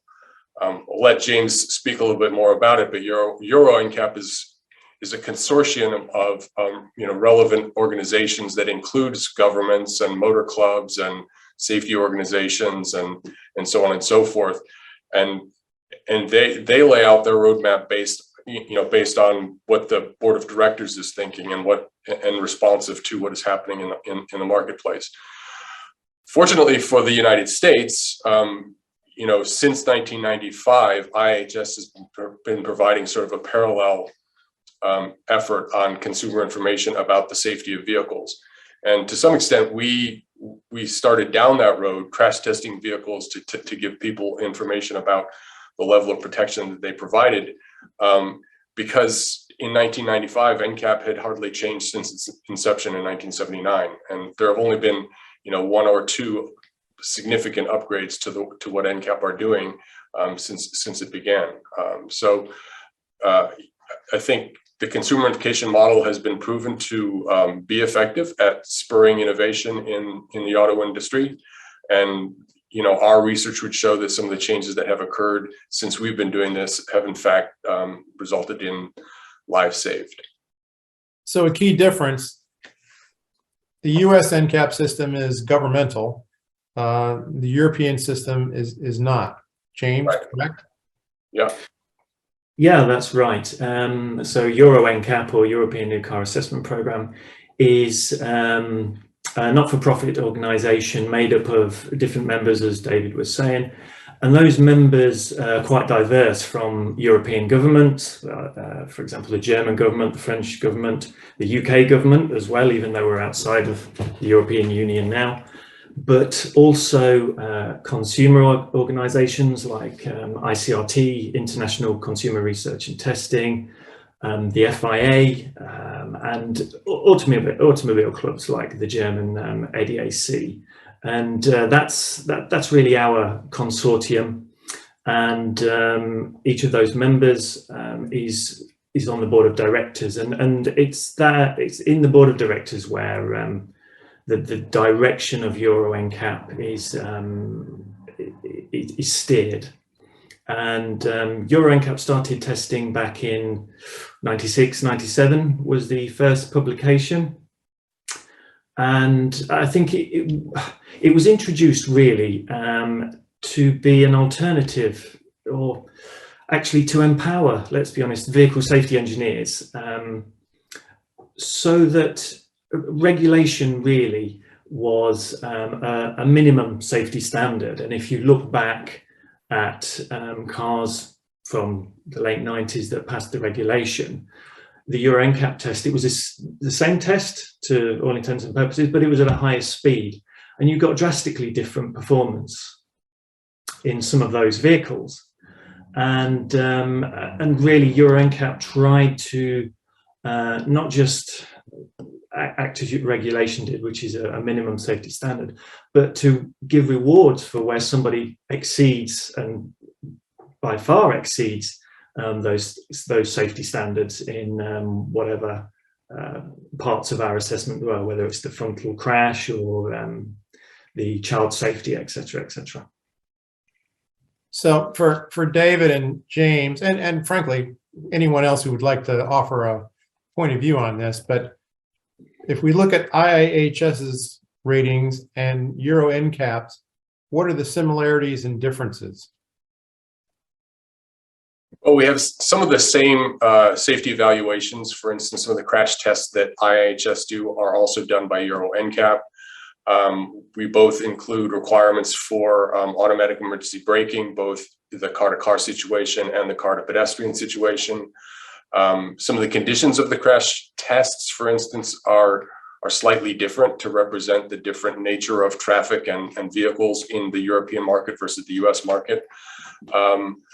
And that's pretty much it. I mean, we're frequently in conversation with Euro NCAP, and so we are well aware of what they're up to, and often, we share ideas so that we're moving together, if not exactly in step, then at least not too far out of step with each other. Yeah, and I think, David, to your point, and it's an excellent one. As the agency is considering updates to the NCAP program in the US, there are opportunities to explore harmonization that can kind of help speed things along in terms of how the program is updated. And this really helps minimize the research and development time, as well as the resources when you're designing against divergent standards. And this applies not just to future standards, but also some of the existing requirements that may need to be revisited to sort of understand their potential impact on pedestrian safety. For example, the current bumper regulations that are in place are primarily focused on damageability in vehicle-to-vehicle impacts, but we believe there may be opportunities to better harmonize the US standards to help address lower leg injuries in cases where there's impact. Chris, I'd like to look, this is a personal observation. I think when I walk into a dealership, I'm looking for a new car and I see the 5-star rating, this 5-star NCAP rating. If I'm not well informed enough to understand how all this fits together, I don't think I'm getting the kind of information that I really think I want as a new car buyer. I know we have some views on this. Tell us where NTSB is with respect to NCAP. Yeah, Tom, good question. So the NTSB has been pushing for NCAP to be more progressive on a number of topics. So many of these addressing pedestrian safety, but there's a number of other aspects where a consumer information, a consumer advocacy, a system like James and David are talking about that is rewarding this exceeding the minimum standards is hugely beneficial. And so NTSB has been pushing for this. We think right now, like you talked about, if you walk into a United States car dealership, you're going to get a very crash-worthy vehicle because that's what our US NCAP has focused on. At this point, though, most of the vehicles that you get are all 4 or 5 stars for crashworthiness. A lot of the things we're talking about today are those additional advancements. So the rewards for exceeding the minimum standards when maybe those minimum standards may be 20 or 30 years old. So there's a lot of advancements that we see. And so what happens then in the United States is the consumer doesn't necessarily know what to look for. So there may be advancements that would be beneficial for them. And I'll talk about, kind of my example earlier. Maybe they're looking for a vehicle that their youth driver may want, or their older adult, maybe they're helping a parent buy a vehicle. And so systems that could help these individuals, that would help all of us. It's hard to figure out which vehicle is equipped, if the vehicle is equipped, whether its performance exceeds another vehicle's performance. And so then it's not incentivizing that type of system or that type of technology. And as Paul mentioned, many of the manufacturers are the same in Europe and the United States. And so then they're having to balance different minimum standards, or different regulations and different expectations for the consumer. And so there's opportunities here where we could give similar information to the consumer and drive the safety, which of course, with the numbers of fatalities as they are, they're going in the wrong direction. So we definitely need to jumpstart this process. So Paul, just a disclaimer, this is my next observation has to do with the weaknesses in NCAP. It's not in any way intended to reflect on the manufacturers, but Chris, it's my understanding I could walk into a dealer and I could see a 5-star safety rating on a vehicle that has no crash avoidance technology or features at all. Is that correct? Well, let me let Paul jump in and talk about that a little bit more. I think he's probably gonna have more details than I am. Sure, yeah, and I'm happy to answer. So just to begin with, Auto Innovators is strongly supportive of NHTSA's efforts to update and modernize the NCAP program. There are real opportunities to educate consumers on the role of crash avoidance technologies beyond just the regular crash worthiness that we're all familiar with. But I think it's really important that the agency take action to try to update the program in the near term, as soon as possible, to get that information out there. It also incentivizes manufacturers to compete on safety and really try to get those higher ratings. In addition, there are many technologies that are currently being considered as part of the program, but also those that maybe have potential in future. So we need a clear roadmap for how those technologies might get integrated.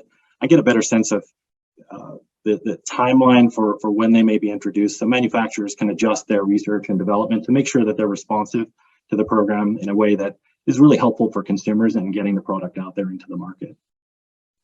Going back to your question, Member Chapman, I think you're correct that the current iteration of new car system star ratings does not include anything about driver assistance systems, and in particular, driver assistance systems that would address pedestrian crashes. To the extent that NHTSA's NCAP program is looking at those things, they're separate from the star ratings. They're in a category of something called recommended safety features or something like that. Yeah. And I think that's another big difference between Euro NCAP and IHS on the one hand and NCAP on the other, is that Euro NCAP and IHS make a strong effort to make sure that people know about the work that we're doing and encourage the use of ratings and awards in advertising by automakers, and you see that all the time. We gather examples, constantly. Whereas if you want to know about how one car compares to another according to the US NCAP, you essentially have to go to the government's website, because you may see the stars on the label of the car that you're standing next to in the dealer, but you don't know whether that's more or fewer stars than another car sold by another automaker at some other dealership. So having the stars on cars is a good first step to helping people understand what the government says about the safety of this vehicle. But it's a pretty small step, given that you don't confront it until you're at the dealership and only looking at one car. What you really want is people thinking about this before they start going out looking for a car. And that's, where a big communications effort is important. Yeah, you get an incomplete picture, and I think the problem is unless you're a really sophisticated buyer, and frankly, that's not many of us, certainly not me. You don't get enough. You don't get all the information that you really need to make an informed decision, and it's because I think it's fair to say NCAP has not kept up. Agree?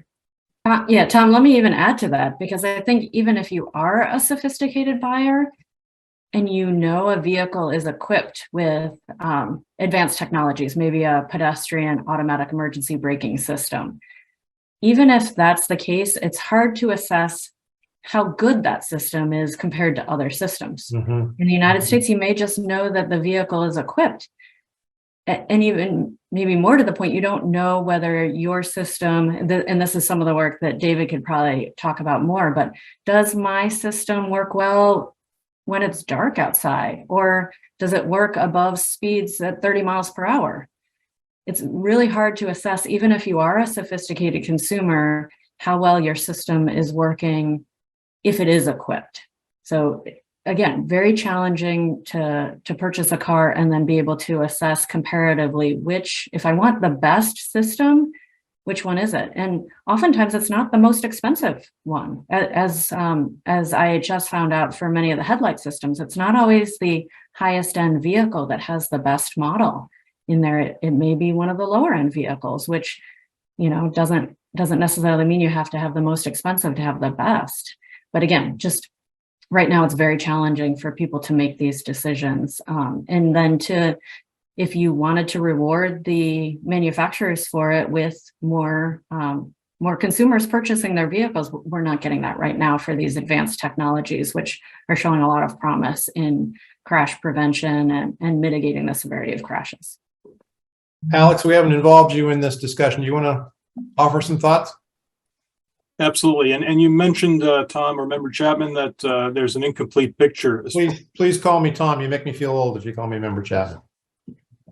Much obliged. Tom, you mentioned the incomplete picture that we get from NCAP ratings. I'm thinking of the literal blind spots that are built into vehicle designs. That's something that our team is working on quite a bit. It's something also that resonates with the international perspective, where currently the amount of direct vision, how much a driver needs to be able to see by virtue of line of sight, to see pedestrians in front of the vehicle, to the right of the vehicle, whether it's children or others, people in wheelchairs, currently is not regulated in the United States. Certainly not at the federal level, and to my knowledge, not at the state level.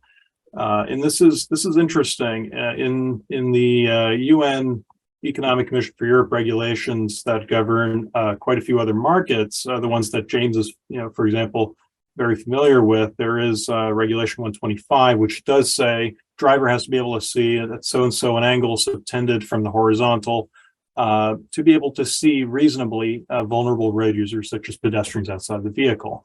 Now, this is something that I think also stems from what Ivan was saying earlier. He opened our presentation by showing statistics, and buses were actually quite a bit less involved in front collision fatalities with pedestrians than large trucks. Large trucks were one segment where fatalities was increasing in recent years.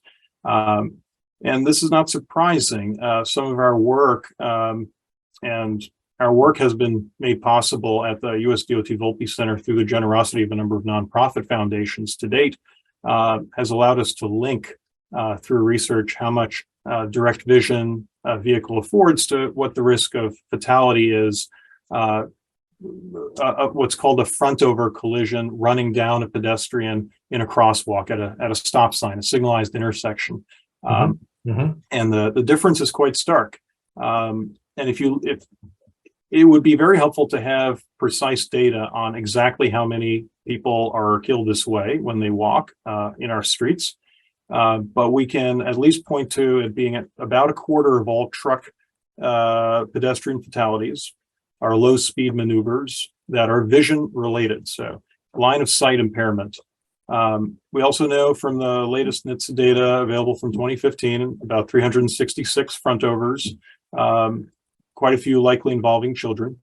And these are private vehicles, so SUVs, pickups, and not in traffic conditions. So think of a parking lot backing out or pulling out of a driveway. And there's some unknown number on public roads as well. So all in all, at least about 500 a year, a number that is growing. And this is the simplest countermeasure, perhaps, of all the ones that we're talking about so far, because this relies on being able to make eye contact with the pedestrian outside the vehicle. It's a basic thing that we teach our children, to make eye contact with drivers. But if the front hood of the vehicle is 55 inches on a large pickup truck, or 80 inches potentially on some construction vehicles, heavy duty dump trucks, that's literally impossible. Yeah. And so this is something I'm happy to speak more to, and it's something that we're working to make possible to measure as well and compare. And Alex, is there research on this that you could post for us on our website that folks might find helpful? Gladly. We just published a paper in TRR, Transportation Research Record, about the study that I mentioned. 87% of drivers in a low vision truck common on US roads would run down the pedestrian in the crosswalk. 0% of a commercially available high vision truck did not run down the same pedestrian in the same scenario. Starkly different outcomes.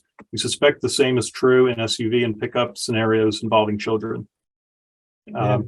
Fascinating. That's fascinating. James, I want to return to you with a question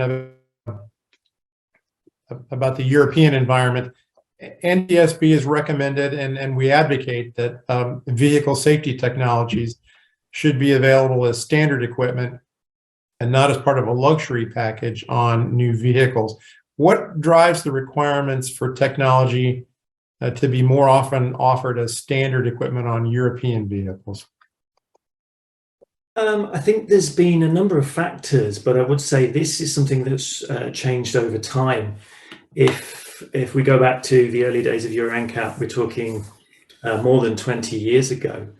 Many safety features, and even one in particular, side curtain airbags, and in some cases the side thoracic airbags as well, they were optional equipment.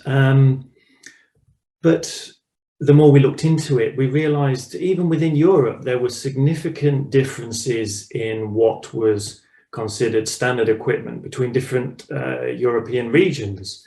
For example, Northern Europe compared to Southern Europe, you would get different levels of standard equipment depending where you were. And we realized that certain countries, they would not accept a curtain airbag as being optional equipment. It's like this should be fitted as standard. Whereas other countries, it wasn't a priority for people when they were purchasing a car. And I think Euro NCAP has played a role in trying to promote this equipment, as I say, and empower the safety engineers by making sure we test standard equipment on the best-selling variant. And that's a message that has grown over the years. And really a lot of people now expect this equipment to be standard. So for example, rather than paying more money for alloy wheels and other add-ons, this equipment is included in the basic specification of the vehicle. But I think beyond that, they also now expect their vehicles to have 5 stars. Not all of them do, and I think one thing that's worth bearing in mind is how the ratings, whether it's the Euro NCAP rating or any of the other consumer organisations, how the ratings have changed over the years. And so a 5-star car now is not the same as a 5-star car of 10 years ago. And I think it's also driven by the customer demand. That's something that really has increased over the years. As I say, the expectation that it's a 5-star car, the expectation that the equipment is standard, and that's really what's been pushing OEMs to fit this equipment as standard. Yeah, fascinating. Paul or others, you want to weigh in on this one? Yeah, just to build on that, this is an area where I think the industry has tried to be proactive and show leadership in how we can get technologies out onto the roadway. So in 2015, industry signed a voluntary commitment to deploy automatic emergency braking as standard by this model year coming up. We're seeing a lot of benefits off that commitment permeate down in terms of pedestrian automatic emergency braking, with a number of systems with AEB, or automatic emergency braking, also having pedestrian avoidance features associated with them as well. So I think it's shown good leadership there. Obviously, as we look ahead, regulation will play a key role in terms of how performance standards change, as well as with NCAP. We're monitoring kind of where the agency's likely to go on these. They have active rulemaking underway, as well as looking to integrate this. This is part of NCAP, which I think is a really important program to raise consumer awareness of the availability, as well as differences in performance. I think it's also important not to underestimate the importance of regulatory requirements. So on a lot of the vehicle countermeasures that address pedestrian crashes that are available in Europe got their push from Euro NCAP and consumer information testing. The European governments back that up with regulatory requirements, so that as cars come out in the future, in order to be allowed to be sold, they'll have to have some of these features. And that's not anything that's happened in the United States so far. We have recently been started experimenting with having some requirement for standard fit in the area of headlights, for instance. If an automaker wants a product to be awarded our top safety pick award, which is our highest award, regardless of the number of headlight options available in that model line, we require that the lowest rated version only be rated acceptable. And we've got plans to move that up to good in the future. And so I think moving forward, we're thinking about things like, maybe we should require that pedestrian AEB be standard in order to get credit toward top safety pick. And in general, we're finding that automakers have been responsive to that sort of push through consumer information rating programs as well. Thanks, David. And Tom, if I can just add a quick Absolutely. story. Many people are familiar with the NTSB's investigation of the Uber HEG vehicle. They were testing in Tempe, Arizona. Right. It was a automated vehicle with a backup driver in that case.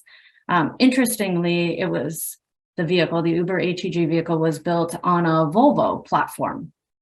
But because there was some interference between how the automated system was working, the radar on it, and the pedestrian automatic emergency braking of the Volvo system, Uber chose to turn off the Volvo's pedestrian automatic emergency braking. And many of you know the scenario here. So we had a pedestrian pushing a bicycle at nighttime, a lighted road, but mid-block, so no pedestrian crosswalk. And unfortunately, the backup driver was not available to back up the automated system that failed to properly detect and classify this pedestrian, and crashed, hit the pedestrian and killed the pedestrian around 39 miles per hour. I guess the point that I wanted to make and reinforce what David was talking about the importance of regulation, is that in subsequent testing and simulation work, we found that the Volvo system had greater capability than the Uber's automated vehicle system did. And in almost every scenario that we could test, the crash was avoided with the Volvo's pedestrian automatic emergency braking, or the vehicle was slowed down so much so that the crash, if it did occur, would not have been fatal. But in that case, because there's no regulation that says that system had to be on there, it can be turned off. Yeah. So right now in the United States, it's not a required system, and so it can be turned off in certain circumstances or in any circumstance. And so again, just to reinforce what David said of the importance that regulation for systems that are proven technologies is important for many different reasons, including testing of automated vehicles. Well, that actually takes me to the last question that I want to present to this panel, and it really gets to the issue of mitigating injury severity. We know that speed is a key factor in pedestrian injury severity. So how can we improve consumer acceptance of intelligent speed adaptation and other collision avoidance and driver assistance technologies? And I open that up to all of you, really. Well, Tom, maybe I'll dive into that because we just put out, as you know, we just put out a report on a impaired driving crash in Avenal, California. Right. We had a strong recommendation out of there addressing alcohol impairment and passive detection systems, including driver monitoring systems to prevent or limit vehicle motion. But we also reiterated a recommendation that NCAP should incentivize the intelligent speed assist. And it was really interesting to me to see how much attention we got out of that report from the media and the general public. I think there's been so much bad news coming out recently of traffic deaths, and people are thinking we don't have any solutions. And it was really interesting to see how many people gravitated to that report and the recommendations that we had, that there were solutions. And I think a lot of the consumer acceptance is even consumer education. There are intelligent speed assist systems that can reduce or at least start to mitigate how fast people are driving on our roads. And especially since 2020, we've just been seeing kind of exorbitant speeds with catastrophic results. So again, it was very interesting to see how many people gravitated towards that speed recommendation.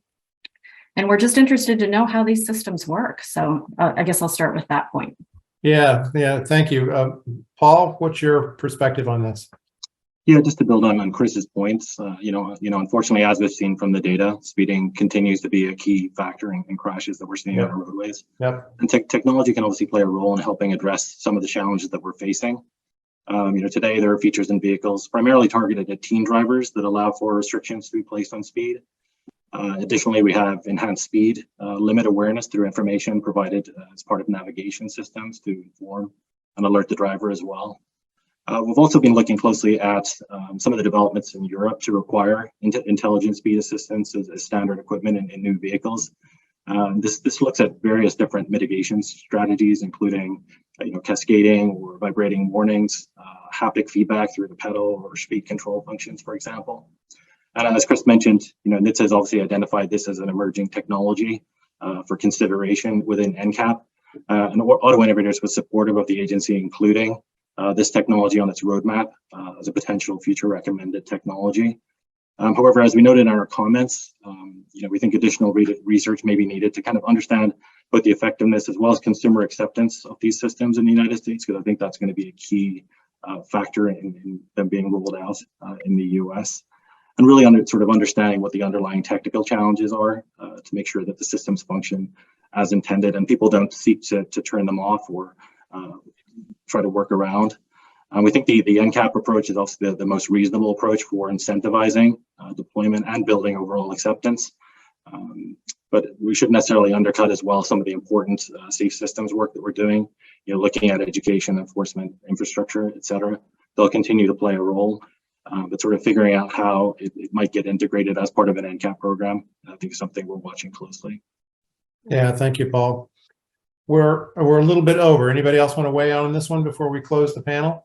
I'll just mention we are working closely with the City of New York on their pioneering intelligent speed assistance program. Very excited to see how this unfolds.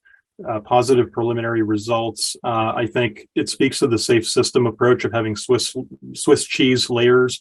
We can't just rely, if we believe in a safe system, on one layer of technology to save us from fatal and injury crashes. And indeed, something like ISA is a kind of passive technology in that it prevents unintentional speeding.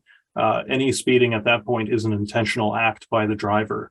And we are not setting up the driver to fail with our system, much as we are not setting up the pedestrian to fail in a catastrophic collision at a crosswalk. Similarly, other passive technologies, you have a truck manufacturer in Europe, you have the same one here. The one in Europe will have a side guard on it to prevent a pedestrian or bicyclist from going under it.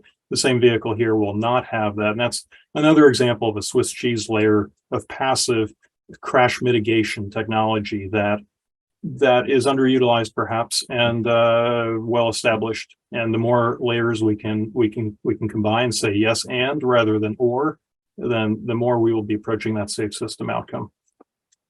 I think one thing to think about with respect to speed is in order to help consumers, people who are buying cars accept ISA, I think one of the things that needs to happen is better enforcement of the speed limits we have, including the use of automated enforcement, because that helps start setting the expectations that the speed limit is the limit, not the minimum limit, and the expectation that people will be sanctioned if they exceed the speed limit. And if the technology helps them avoid a sanction, maybe it's more acceptable than if it's just a system that is nagging them to drive differently than they choose. Yeah, good point. Good point, David. Well, we're a little over time. I hate to do this because it's a good discussion, but I think we're going to have to close this one out. I want to thank all of you for sharing your expertise and insights. And I'll invite you to turn off your cameras and we'll move to our final panel. Well, in addition to safe roads, safe vehicles, and safe speeds, we need a safety culture which values shared responsibility and which takes equity seriously. Federal, state, and local governments must take a leadership role in developing equitable policies and plans. So I want to introduce you to our next panelists who will join us to discuss policy and planning for a safe system. First, Barb Chamberlain is the Director of the Active Transportation Division at the Washington State Department of Transportation. Dr. John Milton is the Director of Transportation Safety and the State Safety Engineer for Washington State DOT. Rebecca Crow is a transportation specialist from the Federal Highway Administration. She's managed multiple programs, including the Safe Transportation for Every Pedestrian or STEP program. Dr. Robert Schneider is a professor and chair of urban planning at the University of Wisconsin-Milwaukee. And Nanda Srinivasan, have I pronounced that correctly, Nanda? Yes, sir. He is the Associate Administrator for Research and Program Development from the National Highway Traffic Safety Administration. We were also hoping to be joined today by Megan Ware from the City of Oakland. She's the Division Manager for the City of Oakland DOT. She was not feeling well this morning, and we wish her the best if she's watching in. Hope she gets well soon. Thank you all for participating. Nanda, I want to start with you. Increasingly, we're treating pedestrian safety as a public health crisis. In that context, we know that linking crash and injury data has always been difficult, and NTSB has been advocating this for years. Tell us about NHTSA's efforts to work with the CDC to expand injury data collection through the National Emergency Medical Services Information System. Thank you for mentioning that, Tom. And just by mentioning NEMSIS, you also brought the fifth aspect of saving pedestrians, which is emergency medical services, response time from emergency medical services, and post-crash care, which is a pillar of the safe system approach. NEMSIS is three things at once. So we understand it's a national database that provides us data on crashes. Second, it's a universal standard for patient care, and that's the primary reason it exists. And third, it's a very collaborative system to improve patient care throughout the United States through standardization, aggregation, and utilization of point-of-care EMS systems. This is important because NHTSA's championed NEMSIS not just for motor vehicle crashes, but for other users, which is why we love working with CDC on this issue. We recently signed an MOU with CDC. We've continually worked with them for about 40 years. This collaboration is furthered with this MOU on looking at pedestrian and bicycle safety as a part of this analysis. We've been consulting with CDC on the VRU data integration per bill requirements. The project continues to move forward. I can get into the technical details very quickly and data linkages, but in general, there's lots of meetings going on understanding what we need to do, the scope of the work, and how we achieve the data linkage in the future. Yeah, that information would be helpful if there's something that you can post on our website for this event. That would be appreciated. And Tom, as we keep continuing to work and we find actionable data or information to post, I'll be happy to provide it. Thank you. Professor Schneider, we know from the data that pedestrians of color face significantly higher risk of sustaining serious and fatal injuries. Tell us about your research in this area. Yeah, thanks, Tom. I think it's very important to consider, first of all, broad picture. If we're going towards Vision Zero and following our National Roadway Safety Strategy, that we work for every single type of group to make it safe for them. We've talked about young children, we've talked about older adults already on this call, but people of color are overrepresented in pedestrian fatalities. And there's two studies I want to highlight that I've recently been a part of. One that Darren Buck alluded to before with Rebecca Sanders, Frank Prue, and Hamid Moyed. We looked at U.S. fatal pedestrian crash hotspots throughout the entire U.S. roadway network. And so we looked at fatality analysis and reporting system data from 2001 to 2006. We were looking for hotspots that had at least 6 pedestrian fatalities within a 1,000 meter stretch, or about the length of 3 football fields. And we found 60 of those unique hotspots. So the 6 fatalities over 8 years. And those 60 hotspots had remarkably similar characteristics. 97% of them were on multi-lane roadways, so 3 or more lanes to cross. 70% had 5 or more lanes to cross. Half of them were on high-speed arterials, so 40 miles an hour or higher speed limits. 62% were on roadways with 25,000 or more vehicles per day. All of these had commercial land uses of some sort beside them, and most had long distances between signalized pedestrian crossing opportunities. So you can kind of picture what these types of roadways look like. One thing that we noticed from the data is looking at the neighborhood characteristics surrounding them. 75% of these hotspots were in lower income neighborhoods. 53% were surrounded by majority Black or Hispanic populations. And the US population overall is 39% people of color. So we see an overrepresentation there, which got us to really asking more questions about the characteristics of fatalities for people of color. And we, Rebecca Sanders and I, and this study is led by Rebecca Sanders of Safe Streets Research and Consulting. She and I looked at the characteristics of pedestrian fatalities by race using data from 2012 through 2017. First, we just looked at fatality rates per pedestrian trip. So we also used walking trip data from the National Household Travel Survey from 2017. Hispanic pedestrians had a 12% higher than the national average fatality rate per walking trip. Black pedestrians were 44% higher than the national average, and Native American pedestrians were 318% higher. These are some serious inequities in our system.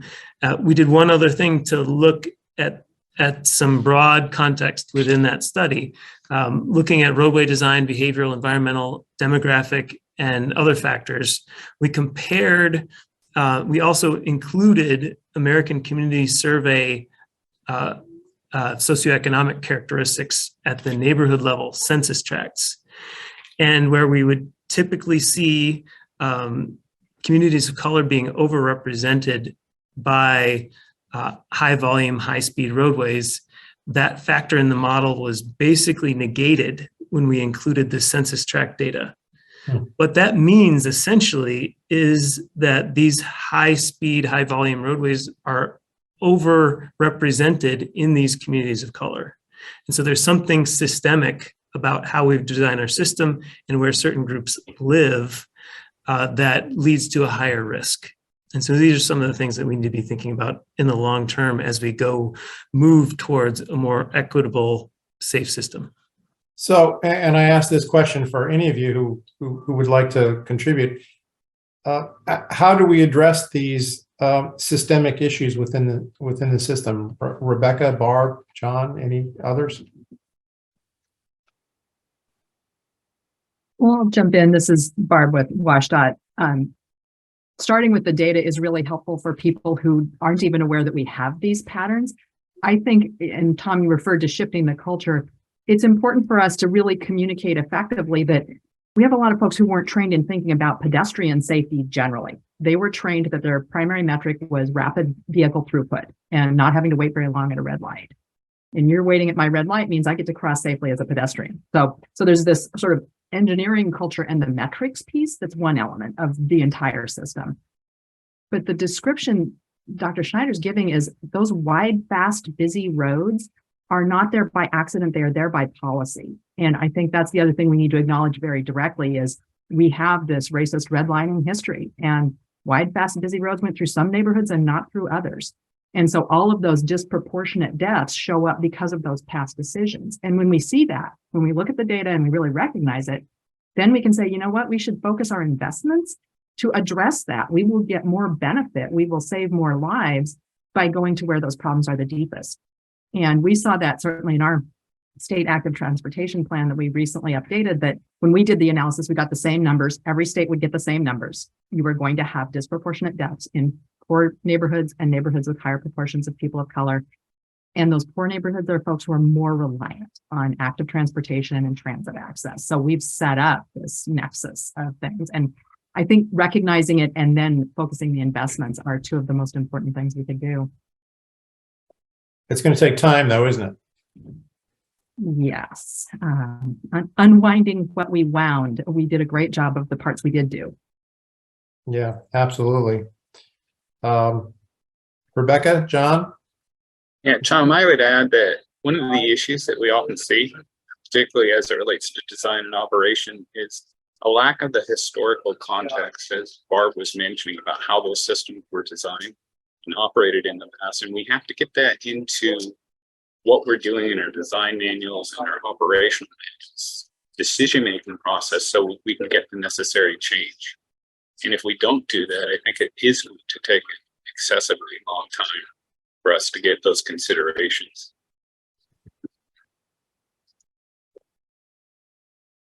Rebecca? I'll just add that with Federal Highway, we have really weaved equity in every single one of our programs. For the past several years, I've been working on an Everyday Counts initiative called STEP, Safe Transportation for Every Pedestrian. We know a majority of our pedestrian crashes are not only happening at night, but they're happening mid-block. You know, we can't expect the mom that has their child in tow, groceries, to try and walk 2 miles out of their way to find a crosswalk and that appropriate crossing. So we have really been working with our stakeholders, working with states and locals to really look at certain proven safety countermeasures that we know are effective, where you can put in a very safe mid-block crossing to really, you know, try and reduce a lot of these crashes that we're seeing mid-block. If I could jump back in here too, I think that's a great point. And Rebecca and the efforts with Everyday Counts, as well as, you know, hundreds of communities throughout the country taking actions and implementing the types of treatments that Kay Fitzpatrick was talking about in the first panel. Pedestrian hybrid beacons are a really good, you know, approach treatment to try to solve these crossings of multi-lane high-speed arterials. I do think it's also important that we start having more of a conversation about redesigning the roadways as a whole. Now, this isn't necessarily a short-term solution like adding a hybrid beacon, but in the medium term, thinking about the designs, do these roadways need multiple lanes? Can people accept a little bit more delay as drivers in their lives and go slightly slower? Each mile an hour slower is going to reduce the magnitude of any impact on somebody and reduce impact severity on pedestrians. So I think we need to have much more of a conversation as well about where these opportunities exist within our system and really look hard at those arterials. And as John was suggesting in the design guidelines for the state DOTs, be less reliant on motor vehicle level of service and more considerate of the safety needs of pedestrians, bicyclists, as well as drivers who are crossing these corridors. Well, and that takes me to my next question. With DOT having developed and issued the National Road Safety Strategy and advocating actively now for an adoption of a safe system approach, has that high profile embrace of the safe system approach translated to positive changes? And I open that up to any of you. From the perspective of USDOT, this has been a way to rally and get collaboration across various local, state, and other entities. But I would love to hear from folks like Barb, who used and who are implementing different aspects of the system. And I hope my audio is okay. It got a little choppy on my end, so apologies. We can hear you fine, Barb. Perfect. Okay. And I really want John to weigh in because he's certainly been leading on this at the national level.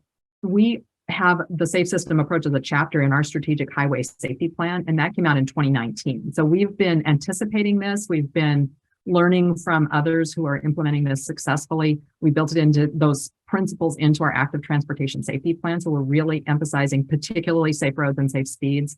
I will say the safe users part sometimes brings with it additional equity issues around things like enforcement. And so I think we are working on that equity by design that John referred to, and having it be nationally prominent, having it show up in federal legislation with funding attached and all of that really helps both our local partners recognizing it and then expecting us as a state DOT to make those changes. John? Yeah, I'd add that absolutely there's been change. And if you look at the national level, there's a thirst for knowledge that I haven't seen in my 30 years working with different people. We are doing a lot of peer exchange. I get calls every day, make calls to my peers discussing the safe system, discussing what policy, practice changes, whatever it might be that they're doing to incorporate safe system into their manuals, into their operational guidance. I'm seeing it also at the state level. There's a willingness that I haven't seen in the past to make change. Engineers, planners don't necessarily immediately change the processes and procedures that they have. But I think the guidance that we're getting, the leadership that we're seeing from USDOT has done a lot to help move that needle much quicker than I expected. Well, that's encouraging. And it kind of takes me to my next question. With the bipartisan infrastructure law now providing substantial increases in funding for states to improve pedestrian safety, Rebecca, Nanda, tell us who's eligible for the grant and how will this funding drive implementation of the safe system approach and frankly help ensure a more equitable safety investment? Thank you, Tom. We'll answer the safe system, the safe streets for all at the end with all the eligibility criteria. But the bipartisan infrastructure law provides the entire DOT with resources to build on the ideas in the National Roadway Safety Strategy. This includes, increased funding for the grants program, the 402, the 403, the research programs, increases in research and development, the safe streets for all, which we'll talk about. The emphasis on pupil transportation, which we are now beginning to provide products the second week of the Pedestrian Safety Month, which is October, will feature pupil transportation. We currently have a National Pedestrian Safety Resource Guide on our website, trafficsafetymarketing.org. But we also made that connection to speeding before. The additional resources in bill allowed us to do the Speeding Rex Lives campaign, fulfilling the fourth part of the Safer People part of our contributions to speeding. The previous panels talked about enforcement. I think that's we focused on a norming campaign, education to think about reducing speeding, which is a big part of what will help us reduce pedestrian fatalities. But an important aspect of the safe system approach, as we've adopted it at the USDOT, is collaboration and continuous collaboration. An example of such a collaboration is the Safe Streets for All NOFO, where we had all the DOT modes get together to talk about developing the plans for it, the idea of having various entities, including metropolitan planning organizations, political subdivisions, and others work on collectively together to solve our fatality crisis that we've seen. Rebecca? Sure. So Tom, I get really excited about Safe Streets for All. So I'm going to try and contain myself here. But so for the past 6 months, I have been working on this program with other staff in the office. But when people ask me about it, I just say, this is historic. This is historic. This provides $1 billion. And that number, it's so hard to get your hands wrapped around, but $1 billion in funds for safety. And that's for safety planning, that's for implementing projects, and it's for the next 5 years. This is available to cities, counties, MPOs, tribes, those political subdivisions in a state. So again, this is so historic in bill, and we're so excited about it. We're hoping that, we saw those charts at the beginning from Ivan. We want to reverse those trends with this program. I mean, the goal of Safe Streets for All, it's to reduce and eliminate serious injuries and fatalities. That is the goal. So, these stakeholders that are eligible, they can apply. And they can apply for funds for a safety action plan. They can also apply for, and when I say action plan, that's similar to like a Vision Zero plan. And we have in our NOFO, the Notice of Funding Opportunity, a lot of detailed information about what needs to be in that plan. But then they can also apply for implementation grants. So, we're hoping that this program is going to allow those localities that maybe already have that Vision Zero plan to move forward with projects, or maybe it's a locality that's, they're not even aware of what Vision Zero is about, or, heard about the National Roadway Safety Strategy and Vision Zero, that they can actually start that planning process, hit pause on where they are right now and almost start fresh with this new program. So it's just really exciting. I mean, I spoke about equity earlier. It's weaved all through Safe Streets for All. We were very, very intent in terms of the NOFO of making sure that when localities apply, that they too weave equity in their planning, into their implementation, because it's just so important to us. We did have our first round. It ended in September 15th. So if anybody out there is interested in this program, I know we're going to have a link after this is over, but I just encourage everybody to take a look at the program and start getting your application ready for this upcoming year. So I'm excited, Tom. And Becky, talking about links, there are a few links we've sent you, Tom, especially the trafficsafetymarketing.gov in order to access the resources. You also talked about research before, Tom, and one of the things that was pointed out by Barb earlier is that the design considerations are really important. And we built a system that is safe for, it turns out, the work trip. One of the research that we just completed shows the fatality rates for work trips are far lower if you look at 2017 data than for other trips. So that shows what Rob and others have been trying to say, that is the systemic infrastructure change that is needed. Thank you. Well, thank you. And Rebecca, it's great to hear your enthusiasm. And I just want to add something else on this point, because it's so important. The safe system, Safe Streets for All, is incredibly important. The $1 billion that is going towards that, fantastic. I think it's also essential to talk about how much infrastructure money is out there and how DOTs might ultimately use it. Working with their local partners, they need to be thinking about what should the future system look like, and should we continue our past practices that led towards the roadways that we have today that are currently killing many pedestrians. As I was talking about from our hotspot study, we know what those roadways look like. Are we going to continue building more of those with the other transportation infrastructure dollars that are out there? Or will states make a choice and say, let's redesign the roadways that we have so that they have lower risk for pedestrians, bicyclists, all roadway users? And that's a choice that's going to be made at the state and MPO and working together at those levels.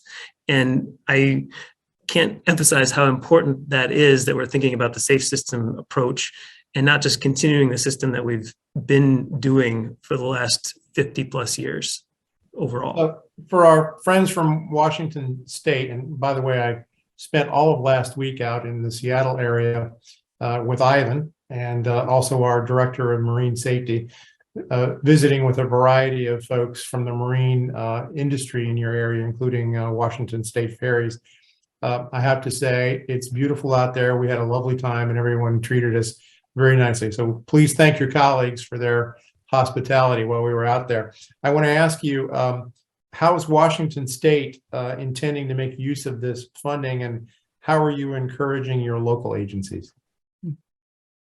Well, I really want to jump off from what Dr. Schneider just said, because it's absolutely critical. I mean, I alarm people a little when I point out we spend a lot of money on transportation. We really do, billions with a B every day. Yep. And all of the dollars could advance safety if you start with that as the performance metric that you are going to pay attention to. And so we have many opportunities, and I'm so glad I'm in Washington State. I have to say, our legislature just adopted another historic and transformational kind of approach to transportation funding in Move Ahead Washington. And they emphasized equity. They emphasized changes in overburdened communities where there are vulnerable populations. They put the majority of the funding into active transportation and transit. And that is just not what states have been doing for the last 5 or 6 decades on transportation funding. And so we have a chance to do things differently. We also have a complete streets design directive that we will be carrying out on our projects. And it's all projects over $500,000 starting with July of this year. So it isn't just some projects. So those kinds of things, those are policy decisions a state legislature can make.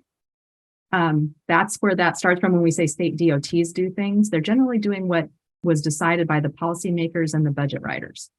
And so we need to look to them to provide that room for us to make some of those changes. I would say we have some great opportunities at any level of funding. I guess for us to shift to the safe system approach truly, we would not say somebody needs to die first to prove there's a need. We would get rid of the human sacrifice element and say, we intend to be proactive. We can recognize those factors and get ahead of them and change the speed on that road before somebody dies there and not wait for that. And that's hard. We're all behind on maintenance and preservation too.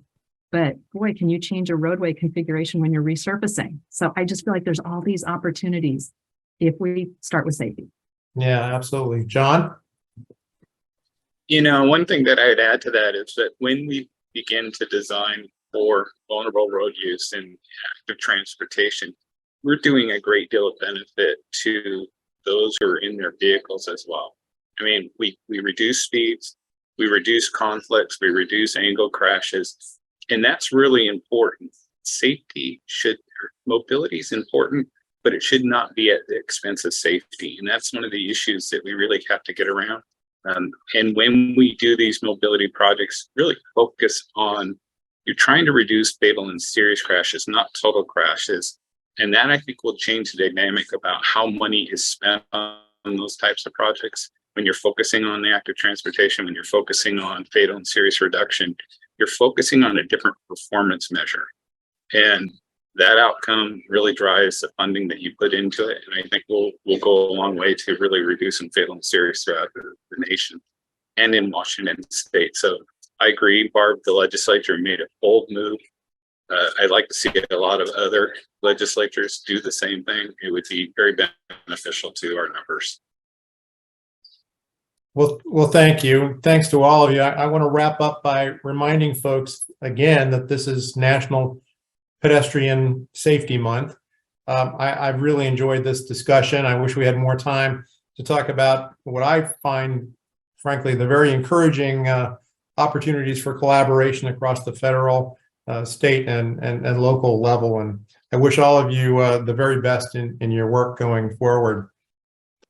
So let's close. I want to thank all of you for sharing your time with us. Again, all of our panelists today. Please turn off your cameras and mute your microphones. So as we near the end of today's event, I'll offer a few closing comments. We hope all of you have found today's roundtable helpful and informative. When it comes to pedestrian safety, we are trending in the wrong direction. We must find a way to reverse the trend. The safe system approach emphasizes a holistic approach to safety and relies on safety redundancy. Multiple layers of safety are essential, and we must avoid imposing the sole responsibility for safety on pedestrians. Instead, we should seek to improve the system as a whole, a system in which responsibility for safety is shared. Today, we heard from experts and safety colleagues sharing their insights into the advances in roadway infrastructure, vehicle design and technologies, and policy and planning. As elements of a safe system, these tools can make a difference, and they should be implemented with inclusiveness in mind. What we heard from the city of Hoboken is encouraging. With persistent leadership and innovative thinking, a safe system is possible, and zero road deaths is an achievable goal. Getting there is hard, and staying there is harder. But the commitment we're hearing from leaders in federal, state, and local governments is heartening. I want to thank all the panelists for their time, expertise, insights, and most important, their devotion to improving safety for vulnerable road users and particularly pedestrians. I also want to thank Stephanie Shaw and her team here at NTSB for organizing our roundtable and managing the details. On behalf of today's panelists and all of us at NTSB, we appreciate those of you who have taken time to watch today's roundtable. Your interest is a critical element in our shared objective to address the tragic and growing number of preventable pedestrian deaths. Enjoy the remainder of your afternoon.